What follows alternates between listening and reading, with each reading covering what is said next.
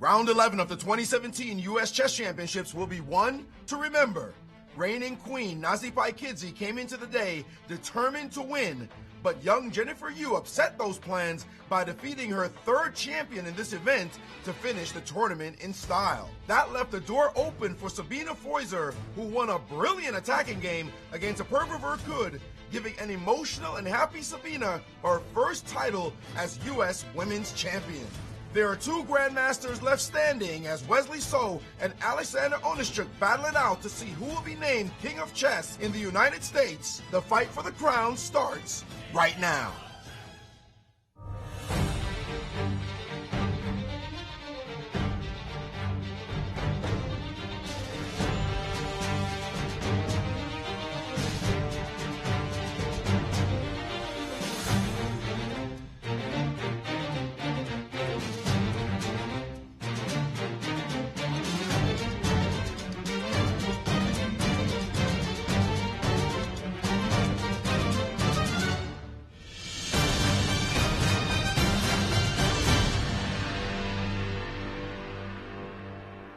Hello and welcome back everybody to the final day of the 2017 US Chess Championship.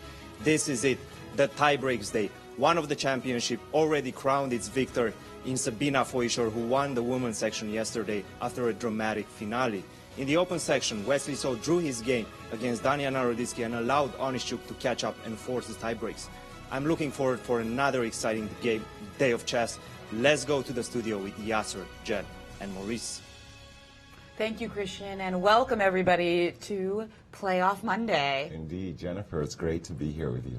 Yeah, it's great to go into overtime here at the U.S. Chess Championships, but we do have a new U.S. Women's Chess Champion, Sabine Feuser. Her emotional victory yesterday took her first crown, her biggest chess achievement yet, and $25K to boot. Oh, it's all congratulations. It was so emotive.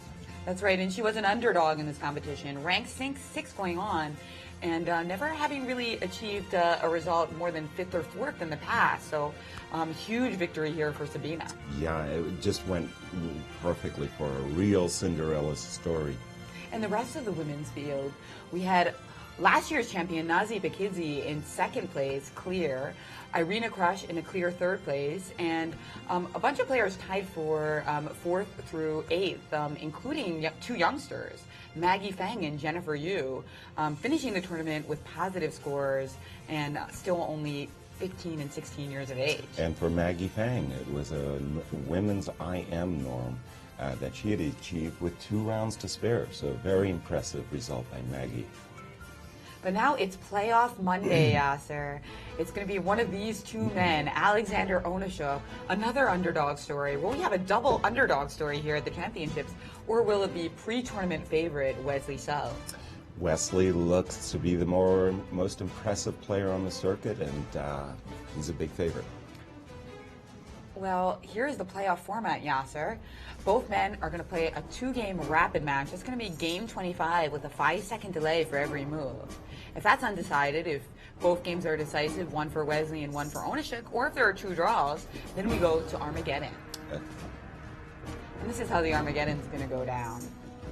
Well, first of all, they're going to draw to see who picks which color they won in the final. Why would you ever pick black? Well, because in an Armageddon game, black gets draw-offs. White, to compensate for that, gets 5 minutes, while black receives 4. And it's the first move plus an extra minute, always a tough decision, but will we get there? First, we have to play the rapid game. Exactly. We first got to have to see what's going to happen in the 2 rapids.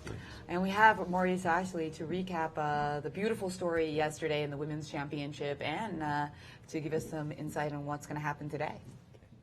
Well, it's just been an absolutely incredible championship so far. The most exciting we've ever broadcasted. So many stories and none more sentimental than this one. Sabine Feuser winning her first title just a little over 2 months removed from her mother passing away, playing with a heavy heart, but showing to all of us what true champions are made of. She really brought it this tournament, her last game, sacrificing her queen for a checkmate will just simply resonate forever. A brilliant victory for a deserving champion.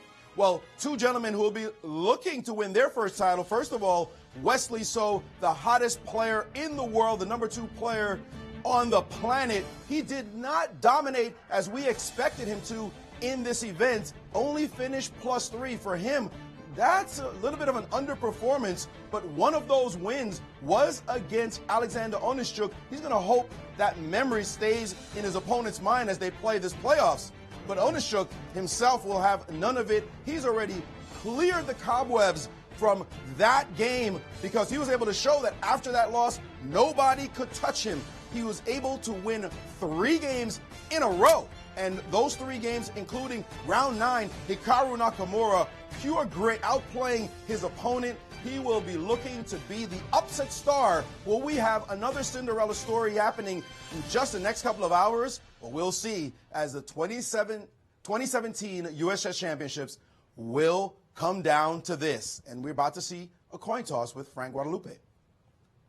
That's right. We see the 2 players have arrived at the playing hall, and we're going to find out who gets white in the first game. Yasser, yesterday you mentioned that you think it's a big edge to start with black, so you know what you need to do in the second game. Yes, big edge, definitely an edge. We'll see how big it is because somebody's going to have to play black. But yes, in these very, very nervous playoffs, it's nice to have white in the final game. Just because if you have to catch up, you want to have white. And I think Alex is now trying to clarify, if I pick the white pawn, do I get to pick, or do I get white in the first game? Exactly. And Alex looks totally relaxed. I mean, this guy, you know, we know he's an Ironman triathlete. He could go on another couple of weeks, but he just looks relaxed. Wesley, his professional self, and it looks as though Tony Rich is about to start the proceedings. Game 25. With a 10-minute break in between. If that 2-game match is undecided, we'll continue with the Armageddon game, where black will have draw odds. All right. We have our chief arbiter, Frank Guadalupe, here, who will help us with the drawing of colors for the first game. Of course, the game starts game 25, 5-second delay to begin with. And I'm going to ask Wesley, as the top rated of the event, to choose. Wesley? Huh? I'll pick your right hand. You have white. Okay. Wesley chose the white pawn, so he'll start the first game with the white pieces. Alex will start the second game with the white pieces. Well, there we have it, a drawing of the colors and a little bit of a favorite for Alex Onischuk. Right, you can see actually that Wesley So seemed to be a little bit disappointed in the outcome. He wanted to pick the black pawn. Yes. Which is kind of funny because usually you want to pick the white pawn, right? Right. If you're starting a tournament, picking the white pawn will give you extra white in the field. But in this case, of course, it's match. That's right. It's simply heads up. Everything else doesn't matter. Well, Wesley's the higher rated player by a long shot, and we know he's brilliant at rapid. So I don't think he's going to be afraid or that disappointed to get white. I mean, he's going to do what he does. He's so pragmatic. He's been pragmatic the whole time he's been playing. This gentleman, will he have to win in the rapids? Because the Armageddon seems like it's anybody's game again, but Wesley has proven to be brilliant at blitz as well. Well, I think Alex would like to get to the Armageddon indeed. The faster the time control, the more random it is. And as the lower-rated player, he knows he's an underdog. Armageddon, I think, would be a great outcome for him. And in fact, Nakamura gave Alex considerably higher chances when he found out that it was going to go straight. Blitz. Right, that it was going to go straight to Armageddon if the rapids were split. Remember in their tournament game in the championship, Wesley did have the white pieces against Alex, and he won that game. That was in a Catalan-type opening where Alex had plenty of chances. Oh, yes. In fact, after the game, he said he thought that Wesley might have been too ambitious at some point. Right. That was the game that Wesley declined a repetition, and Alex was pleased with that. He thought that his position was quite good. He missed a key move, however. Not queen takes b3, rook takes b3 in that particular game.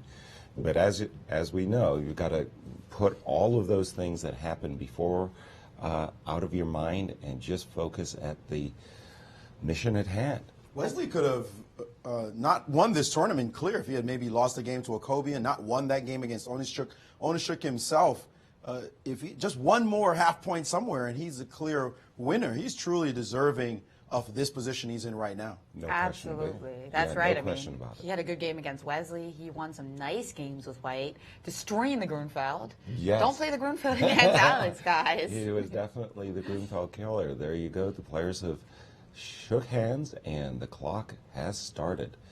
Looks like English. That's C4. right. So he played knight f3 in his game here against Alex, but that ended up transposing to Catalan anyway. Is this going to go along the same lines as? It looks like a Nimzo move order, You can play allowing the E4 move here. E2, E4, which Wesley did essay, and very quickly came the move D7, D5, captures.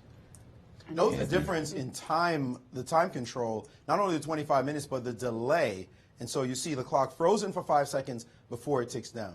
That's right. So nobody can gain time. They can just not lose time. Exactly, no increment. And here we have the reason that a lot of players don't play this move order is they find this line dangerous for White. What do you think, Gaz? Do you find this line dangerous for White as well? Yes, no, I mean dangerous for Black. I like. That's what I meant. Yes, exactly. Yeah. I like White's position, and the games practice has shown that the results are quite favorable for White. So this move order with E6 and Knight F6. Just a little bit nervy here. Not that Black has a bad game or anything like that. It's but Wesley will certainly be happy that he gets such an unbalanced position. By the way, this last move, Knight F3, sets up for a trap. You don't want to play Bishop E7 because we've seen this tactic across so many variations. Queen A4 check picks up this pawn on E4, and White pockets a pawn.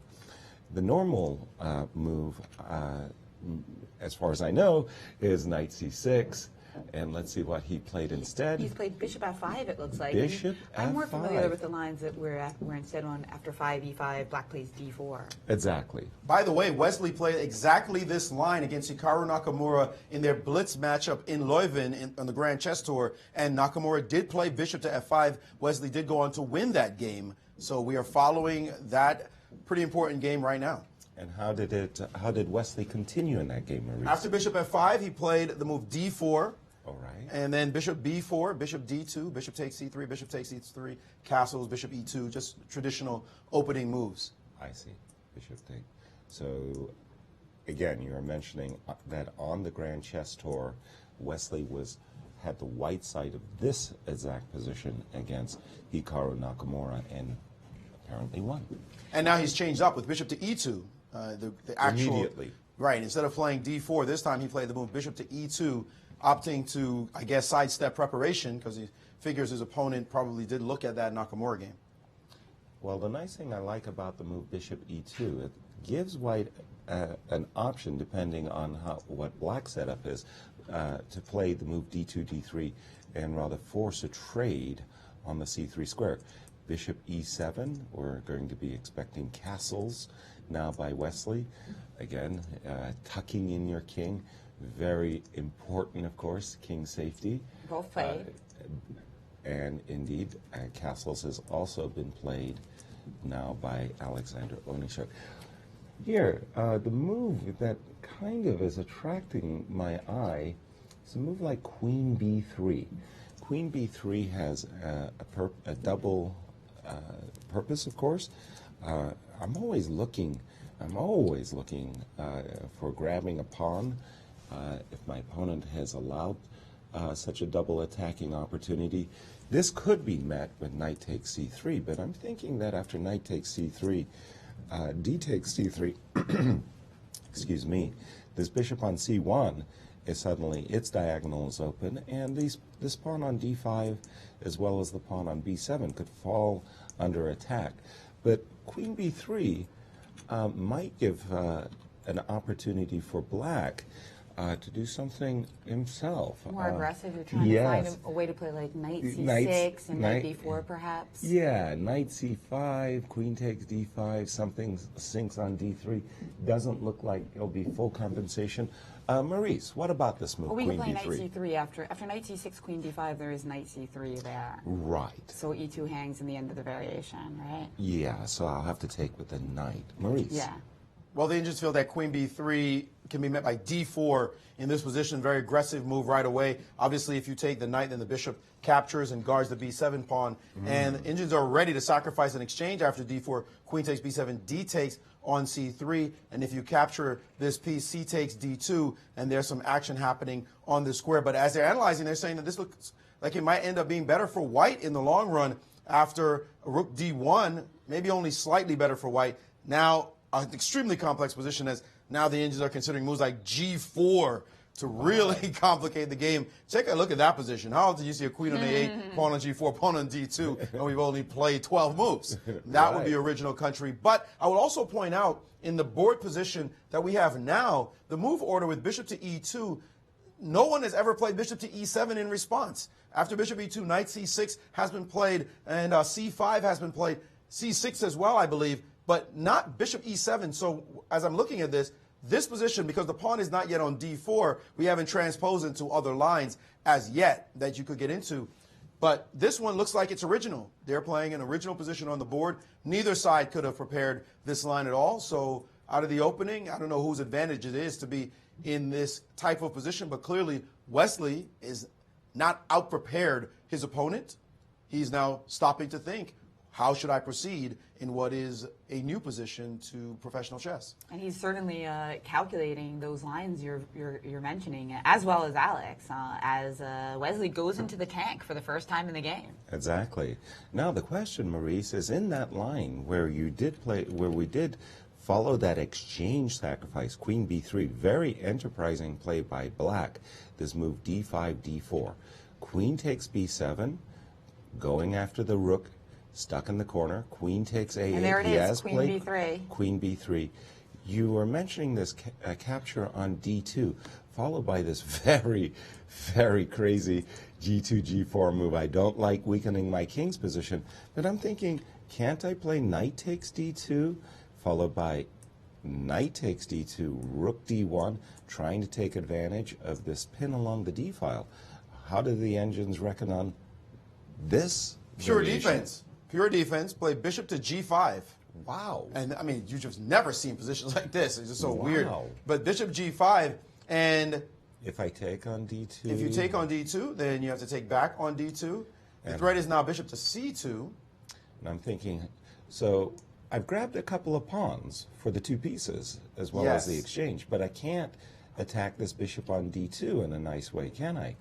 Not really, and something like rook to c1 to try to get your rook off this line can be met by bishop takes c1, and rook takes, and now rook takes d8, and the engine's like black here with the extra piece, a rook, bishop, and knight against queen.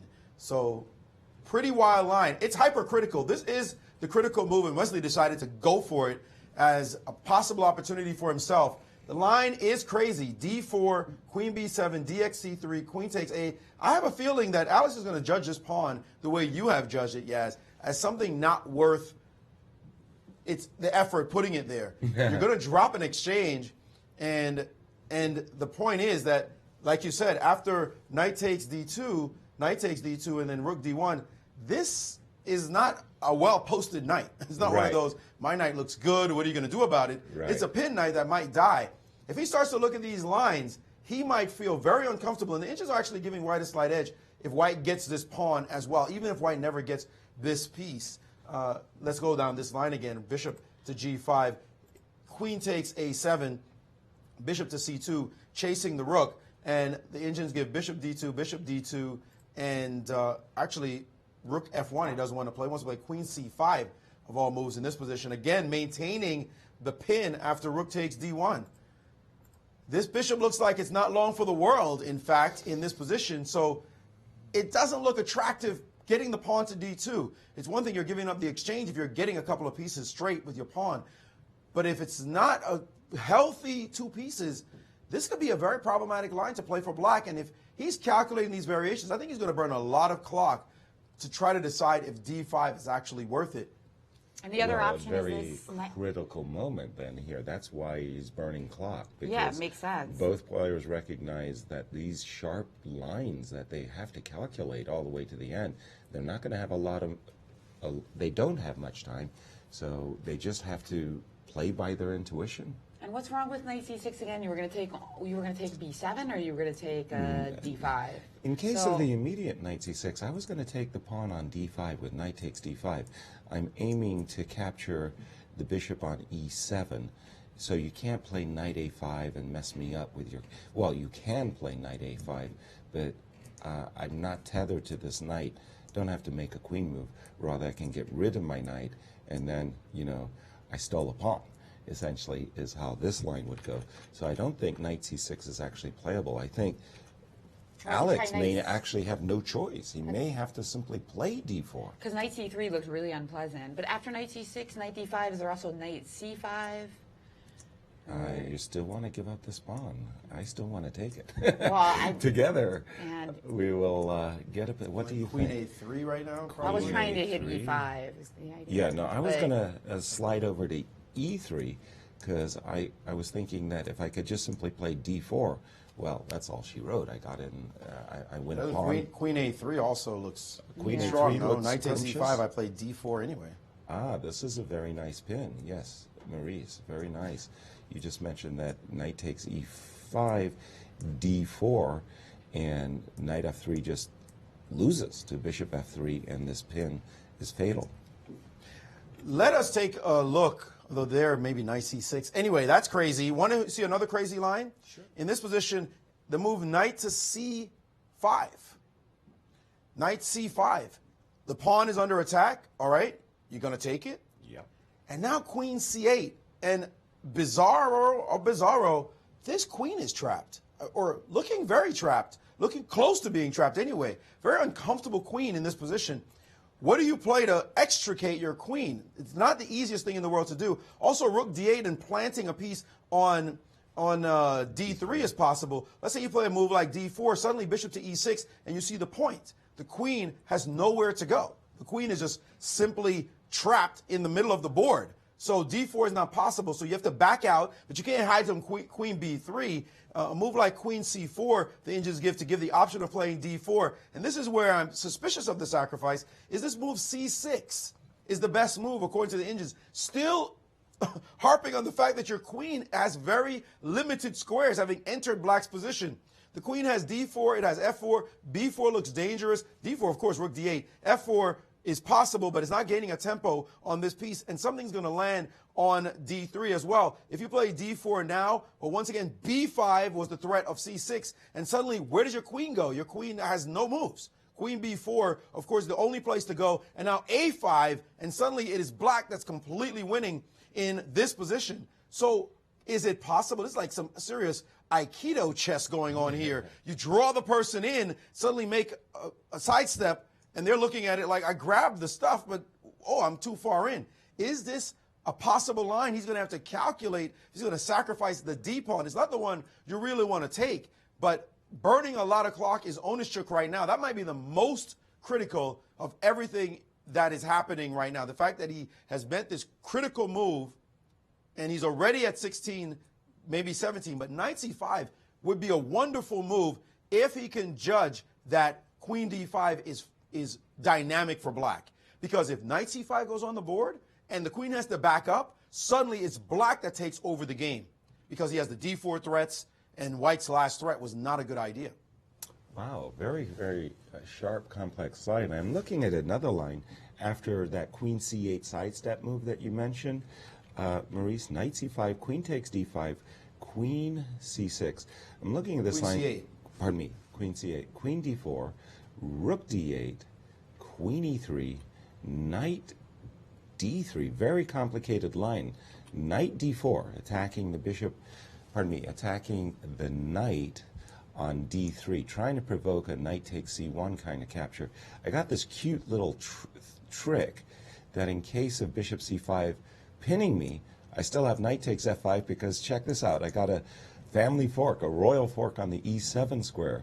So I have to go queen f5. Queen takes f5, but now I've got bishop takes d3, and the bishop on c5 is hanging. The problem I had with queen d4, by the way, was not rook d8 in this position, but actually knight c6, attacking the queen, forcing me to back up to the square I wanted to back up to, that is to say the e3 square. I'm eyeballing the opportunity of playing d4, but I'm looking at this move, knight b4, threatening a different fork, this time on the c2 square, and this looks like full compensation. And now knight d4. Fortunately, he played knight c6. He played knight So he c6. played this move knight c6, which is so forcing. So it was one of the first moves we looked at. The idea being that after queen takes d5, there's a simple tactic of knight takes of knight takes c3, and now after queen takes d8, there's an in-between move. So black just wins here. That Zwischenzug, knight takes e2 would be fatal. Yep. So instead, we were looking at knight takes d5, and Onischuk probably trying to figure out a way to destabilize the queen on b3. But as you pointed out, knight takes e7 check comes with tempo. Exactly. So it was hard for us to do that. If we tried bishop e6, you take with check. We try knight c5, you take with check, and play queen e3. And we were having trouble finding sufficient counterplay here. Well, very fascinating moment in the game. Bishop c5. And I don't know if he's planned it, but knight takes d5 can be responded to by the ultra unusual knight g5.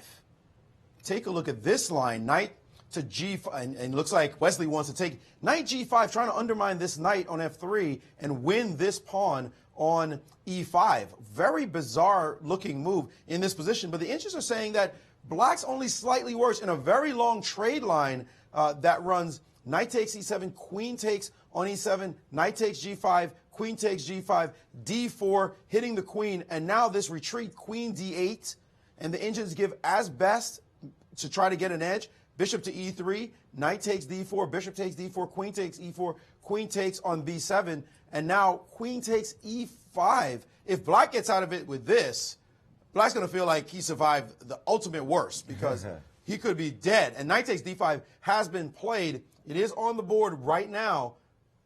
This is the most critical line. I'm just like looking for all my moves. I'm That's just right. Wesley refresh the board right here. Snacked on the pawn, and now Alexander Onischuk's deep tank. Has he come up with a concrete variation here? Knight g5 is his only real choice.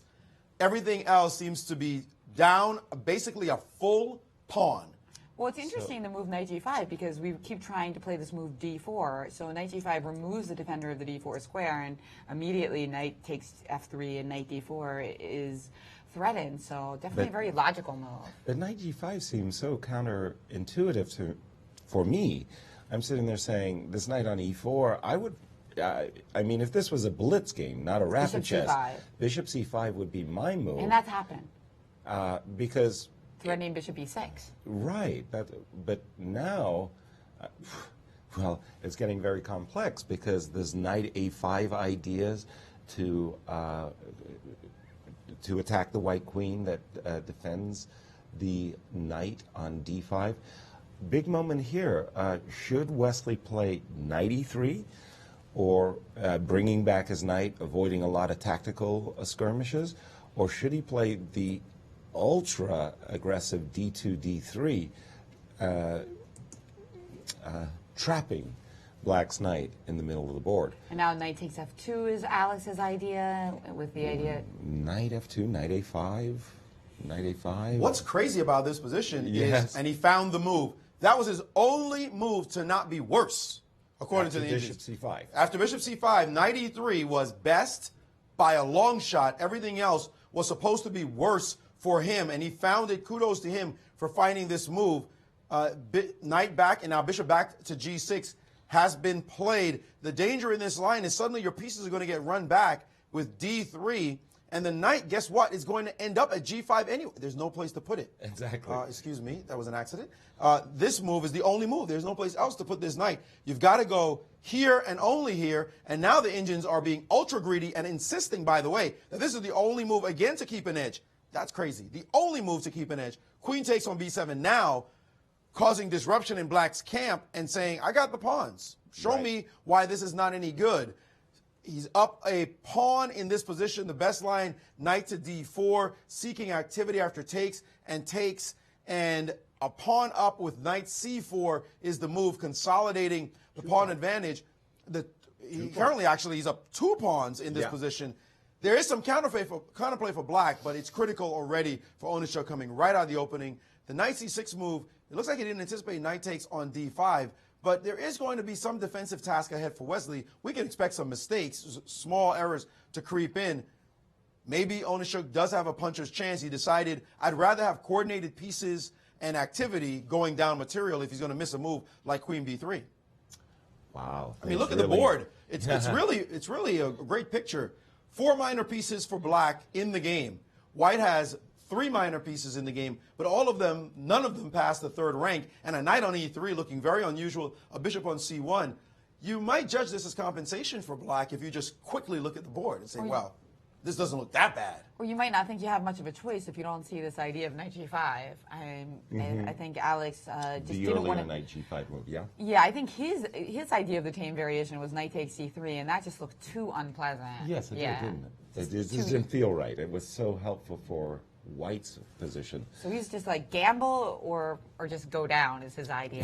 Yeah, but look at this position. I mean, it's not...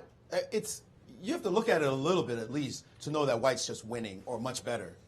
Up a pawn. By the way, it's not as though White is winning because the position is overwhelming in any way. It's just the material. I've got it, and I'm going to now consolidate. It takes time to consolidate. Consolidation is a hard thing to do in chess. And no increment. This is delay. No increment, right. So for Black, this position is easy to play. Right. He's just going to keep pushing pieces forward. Right. For White, he's got to say, okay, I got to get rid of these suckers. These guys are bothering me, and I've got to get my pieces out. Once White's pieces get in the game, that's all she wrote. Right. But it's a long way to Tipperary. We'll see whether or not, with this big thing that Wesley So is doing, can he get there? One other thing, what I would imagine Wesley is thinking about, again, being very greedily minded. Let's imagine move D3 for a second, right? Okay, you got to play knight G5. I'm going to play knight takes G5.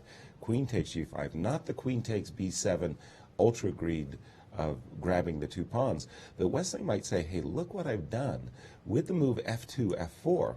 Of course, I'm taking big risks. I'm leaving my knight on E3 in a nasty pin. I've given up the D4 square. But if I could get my pawn to F5, I'm going to grab a piece. It looks very, very, I wouldn't go for this line myself. It looks very, very dubious to me. So Queen H6, at least we're continuing to keep the pressure on the E3 knight, and knight takes E5 is a possible threat. Well, Queen H6, yes, I understand what you're saying. I can't play the desirable F5 because you got E3 on tap. And if King H1, I could yes, look at knight takes move. E5. That was the move I wanted to play, King H1. And you wanted me to play knight takes E5? I'm not sure I wanted you to play knight takes E5. Knight takes E5, I'm just trying to win back a pawn. My goal was to play knight G4 and trap your queen, so knight E5 is probably a very good idea, except I've got a trick. Notice that you're attacking my knight on E3, but my queen could potentially... Start with D4. Right, with the idea of takes, and I have won a piece in this particular line. Wesley has snatched the pawn. Played. He's played queen takes B7. Yes, indeed. More snacks. But this line... Without playing first D2, D3. Without playing D3, the Indians don't believe this line. They think that this position is only slightly worse for Black. And when you're down 2 pawns, or I should say you're up 2 pawns against an Indian, when you're up 2 pawns and the Indians, who are very materialistic, say, I don't know, it doesn't look like you have 2 real pawns. That's not a good sign. That means you're going to have to come up with some serious tactics in order to justify this. The Indians give the very straightforward knight to D4, hitting this bishop on E2. If you now play knight takes, I want to play bishop takes on D4 and D3, and then this move, knight C5, and we're discussing the position of this queen yet again. Also, this pawn on E5 is under threat. Also, this pawn on B2. It's not going to be easy to develop his pieces. Wesley has not played the optimal line. In this case, this line with knight D4, that's what we were saying about Black's position. Keep sending the pieces down the board. Just don't worry about it. Keep going forward and make sure he cannot consolidate with D4. D4 happens, you could be dead lost if it's stable. But just now, you look at this position and you can see it's very clear that White does not dominate the board at all, and Black is starting to get some compensation. He needs, though, to find the move first, knight to D4. It's extraordinary, to my mind, that Wesley did not flick in that move D2, D3, because essentially this knight on E4 is well posted. There's no question. This is a great knight in the center of the board. Lots of threats being generated by this knight. You want to get rid of this knight. Right, before we have more options, like for instance, if we later are able to play knight c5 instead of having to shoot it out to g5, that would be a gain. Yes, as Maurice has shown that, okay, first let's put the knight on the flank, force it out of the center, knight g5, then let's snack on the pawn on b7. Snacking immediately, as Maurice points out. And he's found it. Knight d4, and it's a force majeure for white. He has to capture on d4. Actually, he could have played bishop d1 was the Indians' top choice to knight d4. Yes, or knight d4 was not the automatic move. Bishop d1. Now they're going back and forth between queen a6, bishop d1, and potentially knight d4. It looks like over some time it's now settling on knight d4 and all the variations. Now we just switch back to knight a6, queen a6. Just before I play this move, knight takes d4. The key move here, though, is not to take with the queen. The key move is to take with the bishop. Right. Now, it looks as though he could try to get out with this move, queen to d5, bishop takes e3, however, attacks his queen, and now queen takes d8, bishop takes f2, check in the midst of it, rook takes, and now rook takes on d8. This position, you can't push this pawn. You do have the two bishops, but it's hard. Well, the reality is you're about to drop this pawn as well. The Indians actually don't even want the pawn. Black has full activity in this position. We talked about this. It's very hard. One of the hardest things to do in chess is to consolidate gains. And now we see the variation. D3 on the board. Knight c5 will come. It's very hard to consolidate your gains in chess. One of the most difficult things to do. You win material. I'm up. Now you've got to beat back all the counterplay. Wesley has not played in the most accurate way. I don't know why he's not playing knight c5 here immediately, Alex. He's going to have to save time on the clock, as that's going to be a factor as well. But Wesley didn't play the most accurate way, and now Black has real compensation. Let's go through this compensation, because d3 knight c5 is what we would expect, and we would expect since white's queen is attacked, as well as the pawn on d3. So you don't want to play queen d5 because of bishop takes e3, because I just don't like that variation that Maurice just showed. And queen b5 came very quickly. I'm defending the pawn on d3. Now, from white's point of view, good news is you can't take this pawn immediately because the knight on c5 is hanging. You've got to come up with a good move for black here. Rook e8, queen e7. Rook b8. Look at this. Rook b8. This is great compensation for black, this position. Rook b8. Remember, it's two pawns, Maurice. Yes, agreed, but after rook to b8. Queen c4. Queen c4. Now the move, let me just get this in. Queen c4, knight e6 was the move. The Indians game, knight e6. Knight e6. Okay, I didn't consider that. All right, go on. And the point is, the knight can go to f4 in some positions. This pin is here, so you're not getting anything on this side. The b2 pawn is hanging. Obviously, it's not concrete. This is a mess. This will be a fun one. But this, did he play it? Knight e6 just releases. He did play rook b8. But the knight e6 just releases the bishop to be able to take on e5. So it's not that illogical of a move. No, not at all. Yeah. Not at all. The e5 pawn is hanging. If he finds knight e6, he will be perfectly coordinated. And the Indians are giving white 0 edge, up 2 pawns. No edge at all after the move knight e6. Onischuk will have played brilliantly with the black pieces to stave off what was a greedy Wesley So in this game. Right. He's still down 2 pawns, but after knight e6, the Indians love his chances. What other moves could he be considering here? What about the move, another natural move? The most natural move for me is rook e8. Rook e8? Yeah, rook f8, e8, just trying to take that pawn back and say, I like my pieces on d4 and c5. Knight e6 is voluntary retreat. And what about your greedy move from before f4? Ooh. Do you have an f6 there? I'm not sure. No, well, first of all, queen's on c4 now, yes, right? Queen c4. He moved, but he moved, yeah. So if rook e8, f4, is that too He's played knight e6. All right. This guy, he's in such great form this tournament. He's finding all the moves. Boss chess right now. But he's got a huge time disadvantage still. Does he? 9 minutes to over 14 for Wesley. And of course, we know that Alex Onischuk's students at Texas Tech are cheering him on right now. He's the underdog story, but will he get it done in this position? We certainly have an exciting position to watch him try. Absolutely. Well, here we go. Knight e6 is basically saying to white, look, I just want to recapture the material I sacrificed. Bishop takes e5 and bishop takes b2 is on black's agenda, and this move knight e6 to f4, f4 is particularly problematic because once the knight lands on f4, you do not want to lose your light squared bishop and watch your d3 pawn get lopped off. Things could go south in a real hurry for white. White has to be careful here. Yes, White has to be really careful. And F4 is the Indians' move. F4, I don't imagine. I'm thinking of this position. F4, believe it or not, the sharpest move after F4, C5.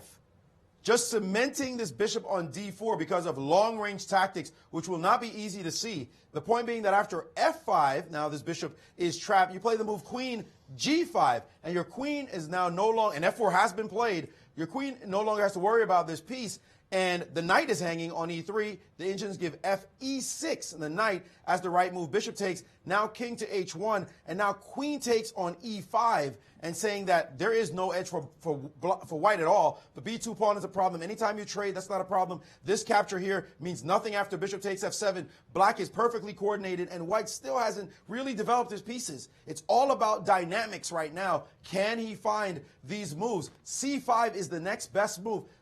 That's the hardest move of all the moves, I think, so far, is just to wait and let the guy drop F5 on you. He can also play the move bishop takes on B2. The Indians only give white a slight edge here as well, saying you have to take on this square. Why? Rook B1 is met by knight D4 with great activity. This looks logical to actually play. If you're Onischuk, this is saying, the Indians saying this is fine for black now. So bishop takes B2, bishop takes, and now rook takes B2. And you can see the activity in black's position. A knight can go to D4. You have to play knight C2 to keep him off of you. Not as impressive a line, though, when you look at this position. Not easy to see. What's going to happen next? Every move, I'm impressed by how black has handled himself. Unfortunately, it's a rapid game. If it was over the board, it would be predictable that he'll find some of these strong moves. But a rapid game to finally judge it and to be down this much on the clock? 2-to-1 edge with no increment. For Wesley, no the clock. Increment. You can certainly sympathize with Onischuk. I mean, it's such a critical decision here to play bishop takes b2. I feel like every decision he's made in the last 6-7 moves has been critical. Like every single one. This knight e6 for move, knight c6. And there it goes. He's bishop taking the pawn on b2. One guy back. That's just natural. Yes. But it's hard to make just one more waiting move with c5. Just one more. But you'd have to see through all the threats of F5. You have to see all the complications. Right. This is the most practical decision by far. If bishop takes b2 wasn't in the position, then he'd find c5 because it just improves your position. Indeed. And you cement the bishop and you start generating those threats after F5 with Queen G5 that Marisa mentioned. Well, this all looks worse. Yeah, once there's a concrete line in the position, especially in rapid and blitz, Alex can't help but analyze it, and if he thinks it's sufficient at the end, he's going to play it. It's not, he can't sit there and think and let his clock tick down to 5 minutes. That would just be suicide. But now, he played Rook B1. He played Rook B1. That's the first slip. Rook but you know what? B1. Even bishop takes B2. This line here, just following real quick. In this position, Rook takes C2 combination. Rook takes C2, Queen takes C2, Knight D4, move your Queen to defend your bishop.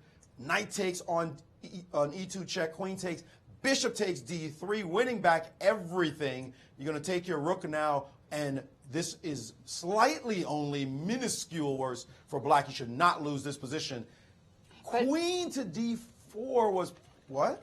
Queen D4 just got played. Well, after Bishop takes B2, a slip by Wesley, this move Rook B1, I didn't like that move Rook B1. And because of the move Knight D4, as you mentioned, Marisa, Knights would be on a fantastic square on D4, hitting the bishop, which is protecting the D3 pawn, but Queen D4. By the way, Knight D4 almost forces a draw. Follow that line again, backing up. Please. Knight D4, the Indians give Rook takes on B2, takes, this is apparently best, takes, Knight takes check, King to H1, King F2 looks like it's something to analyze, but Queen H4, not Bishop D3, Queen H4 in this position with a huge Knight G3 check threat in the position as well. And because of this, you have to bail and allow a perpet, according to the Indians, with Knight G3, Knight E2. That was purportedly the best line to go for in this position. But that's all just tactics and hard to see in millions of calculations per second. Queen D4, White does have a way of bailing out by the position is to trade queens down. Queen takes on D4, this move, and after Bishop takes, to go into the end game. But this is looking suspicious. King H1, this is the key move. King H1 now looking for F5. He's still up a pawn, and black has no easy entries. And bishop takes E3 looks like the only. I would not want to play that move.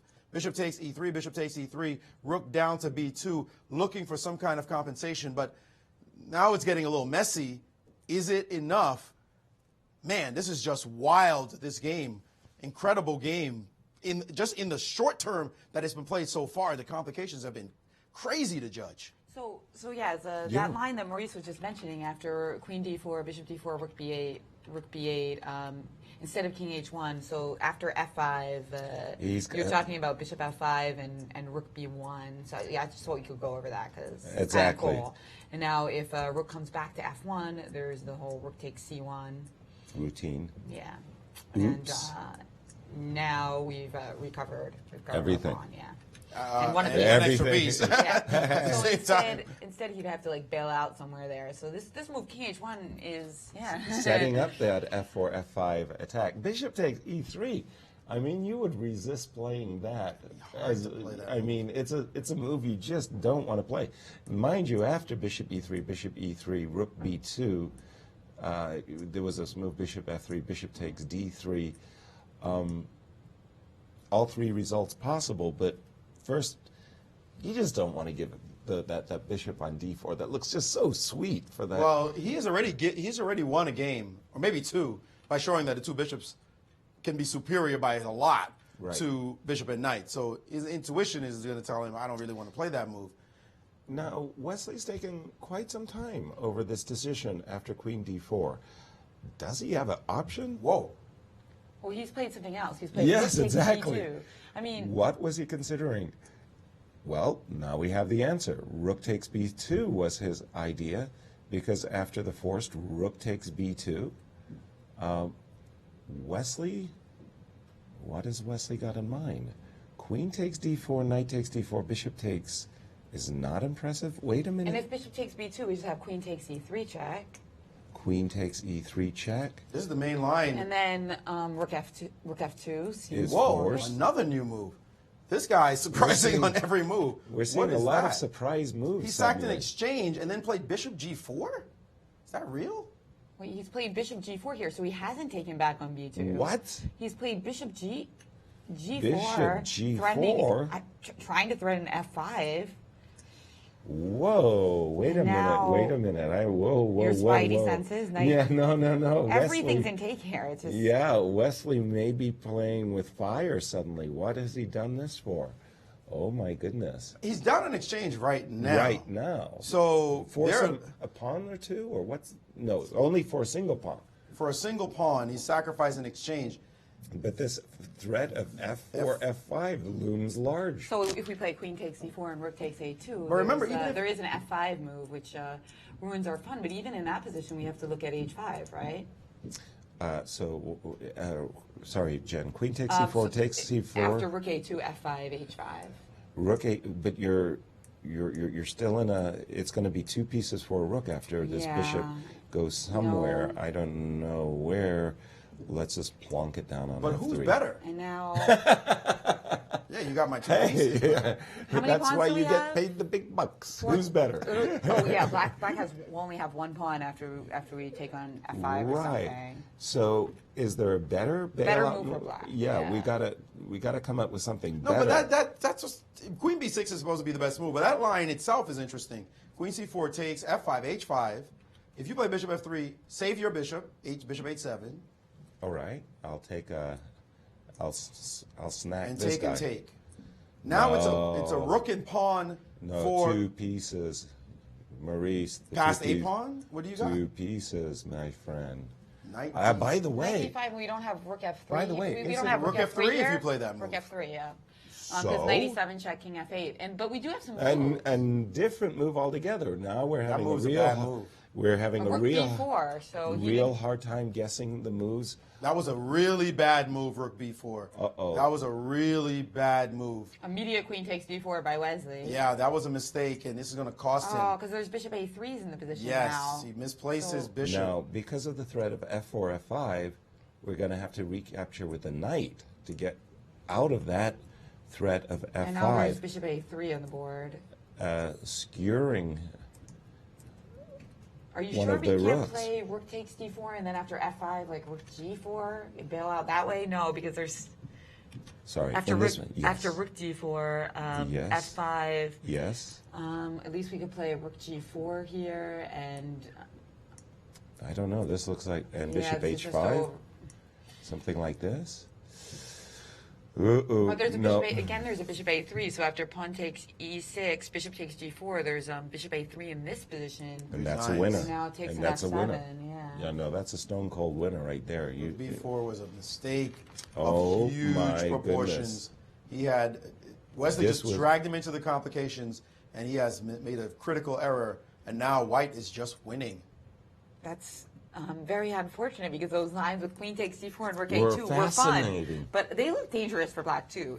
It kind of felt like in those lines that black was the one trying to come up with weird stuff to. That wasn't his best Yeah. move though. Win Queen back B6, material. Queen B6, the really odd move just a few moves ago. If I could Yep. bring this up, Queen D4, Rook B2, Bishop G4. This move is what the Inches give as best in this position, dropping back.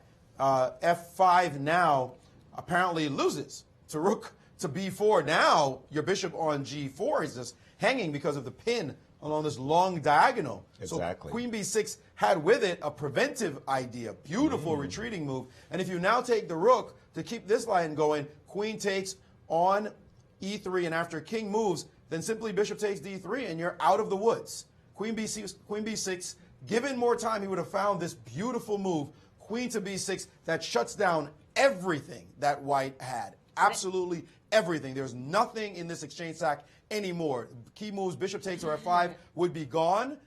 Moves like king H1 don't count because rook B4 is in the position. The pawn's hanging. This would have been fantastic for black, but he missed it in the time pressure. But even with all these lines, I mean, the tactics are just so rife. Having only 2 or 3 minutes left on the clock, it's really tough for Alex Onischuk without the increment, as we pointed out. and Even he with has the played- increment, the tactics are Yeah. By the way, rook takes d4 was played after some consideration. Alex down to 2 minutes 14 seconds. now just F5 on the Wesley, board. Yes, F4, F5 by Wesley. So forking the minor pieces. Knight F4 by Alex. But this is all she wrote, I'm afraid. This is Desperation. very, very easy. Knight C2 looks like the money move here, Maurice. Death. Knight C2, and you can C2. resign right now. And followed by bishop takes F4, and there's simply no play. And the bishop is still trapped. And on the bishop G6 is still with trapped. issues there. It's busted. Yeah, this is it. Knight C2. Will Wesley find it? I Yes. say it's 100%. Well, he's got over 8 minutes on the clock. Right. And this is why he saved his time. I mean, a very practical player. Always has been. I mean, we talk about this incredible streak that he's had in classical chess, and throughout that whole streak, his objectivity, his practical approach to each game has been There it is. noteworthy. The backward retreating move by the knight, sometimes difficult to find, but not difficult for the world number 2 to find. No. With 8 minutes on the clock, just he who makes the last mistake loses the game, and that's no more true than it is in rapid chess. and blitz. Absolutely. And this, unfortunately for Alex, he's losing too much material now. He recognizes that, oops, he did something, he erred earlier.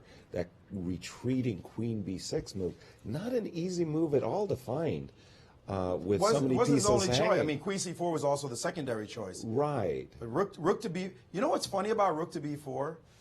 Rook to b4 in that position. What's funny about it is that you are up in exchange, right? At that exact moment. Yeah. At this moment, you're up in exchange. So it's not as though you're going to worry about losing this rook because you're already up in exchange. So you can either trade down and rip and use the fact that you're getting stuff for the exchange in your favor, or a move like queen b6, which maintains all the delicious threats in the position with the additional idea of rook b4. If Alex had this position and you gave him 20 minutes, no question. queen b6, you just walk in the park for that's him. an No, automatic. this is not a hard move for him. But with no time on the clock, just messiness. You can't find all these moves. It's just too difficult. And unfortunately for him, Wesley, in the meantime, maneuvered through all the complications. Kudos to Wesley, the way he created instant madness with his moves. He Bishop played the G4. critical lines. Bishop G4. Well, also was a Queen crazy B3. move. Also Queen takes B7. Yep. He said, we're going to go there. I don't know what what shows up. Not a lot of people would go for the poison pawn on B7 and say, you know what, I see some complications. Let's go for it. Yep. Those complications at the Queen B7 were actually fine for Alex. Right. But he had to find all the moves. Yeah. Even so, we do have the current position after the move knight c2, winning material, rook a4. Alex has not given up on the game yet. He's still harboring some hope. He's down on a minute, and we're just expecting the simple capture. Bishop takes f4. Alex will have no choice. Try to rescue his trapped bishop on g6 with the move f5. And now here's another. H5. Pardon me, h5. Here I've got another funny money move for you, Maurice. Bishop d1. Attacking the bishop on f5. Preparing is really, really cute discovered attack after bishop takes f5, knight to e3, hitting both bishop on f5 as well as rook on a4. You're guessing all the moves, Yaz, Yeah. and you're right on point. Yeah. Devastating shots. And we have seen bishop f4, bishop d1. By the way, isn't the only move. This is simply a winning position. I'm just thinking the most precise killer shots. Well, what have we seen? One thing about Rapid is it's great to have lots of practice in Rapid. Yes. And Wesley So has had practice against some names like Magnus Carlsen, Hikaru Nakamura, Fabiano Caruana, Vishwanathan Anand, Vladimir Kramnik, Maxim Vachilagrov, Aronian. Well, it goes on and on. Magnus Carlsen. No, Magnus was the first name I said. Sorry. Gary. Gary Kasparov and Blitz. Onischuk, not as often at that level.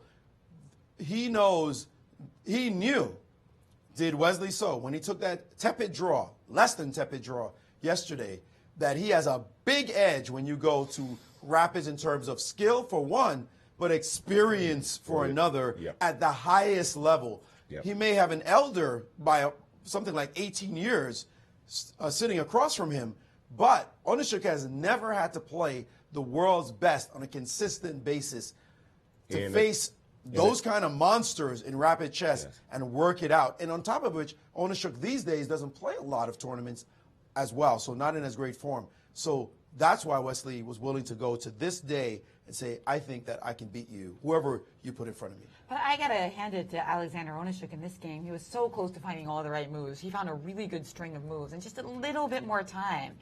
In this position, though, I think that his dreams are going to be over soon. I mean, your move, bishop h3, with e6 coming, those pawns are just too much to handle. Bishop d1. By the way, may I just boldly point out the obvious? In the Grand Chess Tour, Rapids and Blitz, Wesley So is our Grand Chess Tour champion. I mean, Guys. You mentioned all of those great names, a phenomenal bevy of names, and Wesley has essentially defeated them all to win. And after, by the way, Bishop beautiful D1. move, Bishop d1 was in fact 5 minutes. 5 minutes now to, yes. And quick bishop h7 by Bishop Alexander. h7. And now knight e3, protecting the pawn. H5 now hanging. Yes. And of course the rook on knight a4 is also hanging. So after rook takes a2, which was played. quick e6 here. Ooh, that really, really does hurt because now you're going after black's king. Bishop h5 on tap. Maybe F6 this pawn doesn't goes. work. Maybe that pawn just rumbles all the way through. And after it takes, there's the in-between move, bishop b3, which has been played, hitting that rook on a2. By the way, instantly, Wesley is in cruise control here, guys. I mean, Yes. Now when he takes on e6, he's going to be threatening e6, check, winning the house. rook e2, essentially the only move, but unfortunately for Alex, there's simply no way of this bishop on h5 is bishop on h7. Apologies, is simply trapped. Yeah, but look at this pass pawn. I mean, F takes e6, and you can be untrapped all you want because that next push is going to be ugly. Excuse no me. matter what you do. E7. And we did have a King h8, king h8, e7, rook E7. e8, but now we can protect that just pawn protect with the bishop pawn and g5. threaten and rook f8. We're threatening Rook rook f8. We're threatening f8. bishop f7. That's it. This is over. This is a resigns after Bishop F4 to G5 with the threat of Rook F8. That's because if Bishop G6, there's still Rook F8 and Bishop G8 check. Ooh. Ouch. That ends the story after Yes. King H8, Bishop back to F7. This is resigns, everybody. Bishop G5. It's Wesley's gotten to the stage where precision. any of us could win this position. Doesn't Yeah. take a Wesley so. And there we have it. The precision. Take a look at once Wesley had the big time edge. It's like every move was bang, bang, bang, bang, bang, and so precise. When he has a winning position, Wesley makes winning look easy. He's so efficient. Wow. That's right. And Very impressive. And if Onischuk had more time, but one of the things that Wesley did, very practical. He played these complicated moves. He couldn't possibly have calculated all the ramifications of Queen takes B7 and Bishop G4, but he played them having twice as much time on his clock, and that's what huge. Downed Alex. Yeah. We see Sabina Foiser, the reigning women's champion, getting a hug there from Wesley's stepmom, Lotus. But Wesley will hope to join her in one more game. And what's that in his Ziploc bag? Is that snacks? Is he stacking on more than chess pawns, Yaz? Yeah, I think he's got a little something going on there. Recap that game for us, will you, Maurice? What impressed you most? It all happened out of a very complicated opening. Yes, indeed. In this position, very sharp. The first thing that impresses me is Wesley said, I'm willing to play into these poison pawn lines with Queen B3. You just play the most critical position. He's not backing down and looking for small edges or whatever. He said, I'm going to go right into it and see what happens. Now, Alex could have played many moves here. I say many. Different type moves. Knight C5 was certainly one of them. D4 was another. Knight C6 that he played was another. You see his personality show itself. He's a classicist. He wants to have his pieces ready when the stuff hits the fan. So he decided on this move. You could have predicted of the three moves that he would play that this would be the one. The one that just plays as classically as possible. And again, continuing classical style. No Knight G5s. Forget all that. Let's play classical chess. Bishop C5. Get your pieces ready. Knight E3, Wesley again found the top move. But again, Wesley said, I'm going to go into greed line. This is where Yaz, you like to move D3. He said, I'm just going to go for it. You figure out the complications. I'll figure some way of making it so critical for you that you have to find all the moves. But it wasn't the best decision, as here, suddenly after this setup, Knight C5, look at these wonderful moves that he found. All first-time engine moves, including Knight E6. Alexander Onischuk playing to harmonize his pieces perfectly. And here was the moment, one critical moment, we should say, in the game where C5 could have been played. He took on B2, and now, again, he had this idea of Knight D4. He played Queen D4, and this is the big moment. Rook B2, this sharpened the game so dramatically in this position. After this, Rook takes B2 and Bishop G4. If only Alex could have found Queen to B6 in this position, it would have been a completely different game, completely different. Unfortunately, he messed up with this move, and after that, like you said, man, just a train that you could not slow down, Wesley. So finding all these moves, Bishop D1, as you mentioned, Yaz, it was a pure demolition after that, and now up 1-0. Yaz, you said you wanted to have the black pieces in game one. What's up? Well, yeah, but I didn't realize the ferocity that Wesley was going to bring in that first game. Jennifer, we all know what it means. Alex? That means Alex gets the white pieces, and he has to win that game. Otherwise, Wesley So will be our new U.S. champion. That's and it. Alex Onischuk, he's done it before. He is a 2006 champion, but in this field, he is a massive underdog. And is he going to be able to shake it off and come back with that same aggression, but a little bit faster this time? Yeah. We'll find out after a quick commercial break.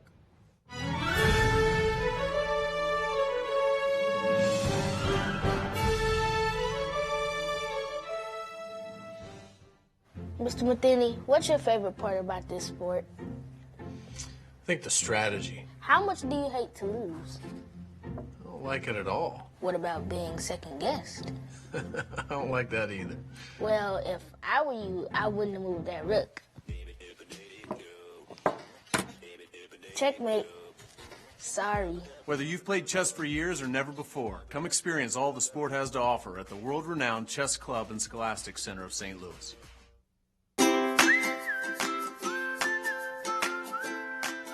A question on Twitter from Damas.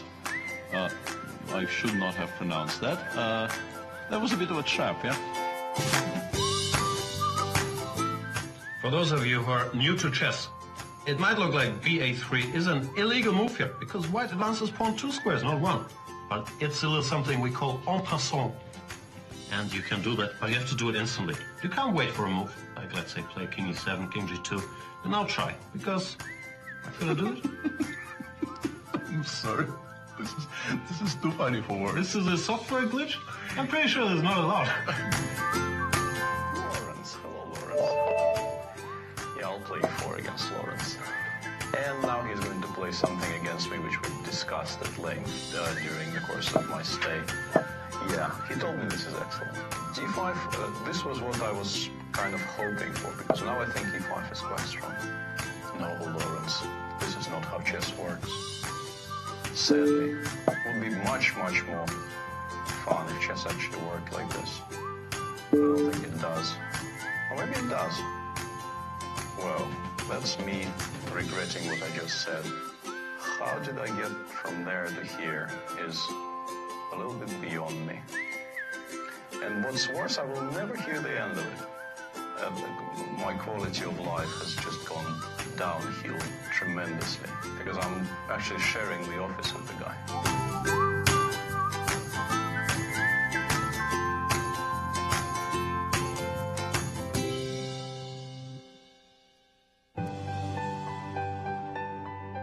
Healthcare in America is changing, evolving, and we're helping lead the transformation.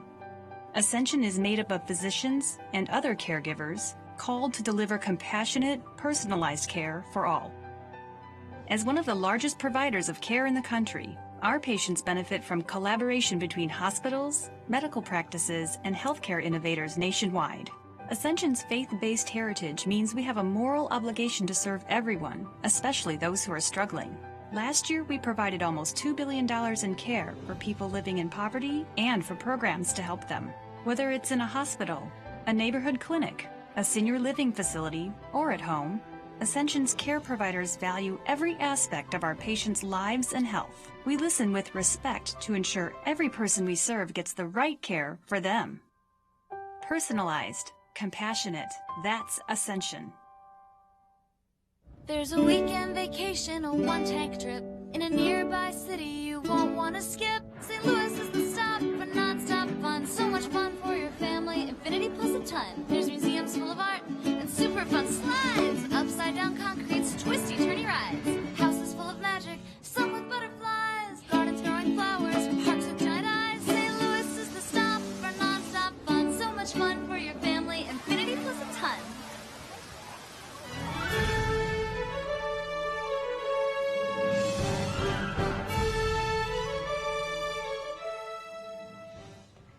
Hello and welcome back to Championship Playoff Monday, where we have Alexander Onischuk trying to get back into the zone. This is his chance to come back and force the playoff to Armageddon if he can win this game.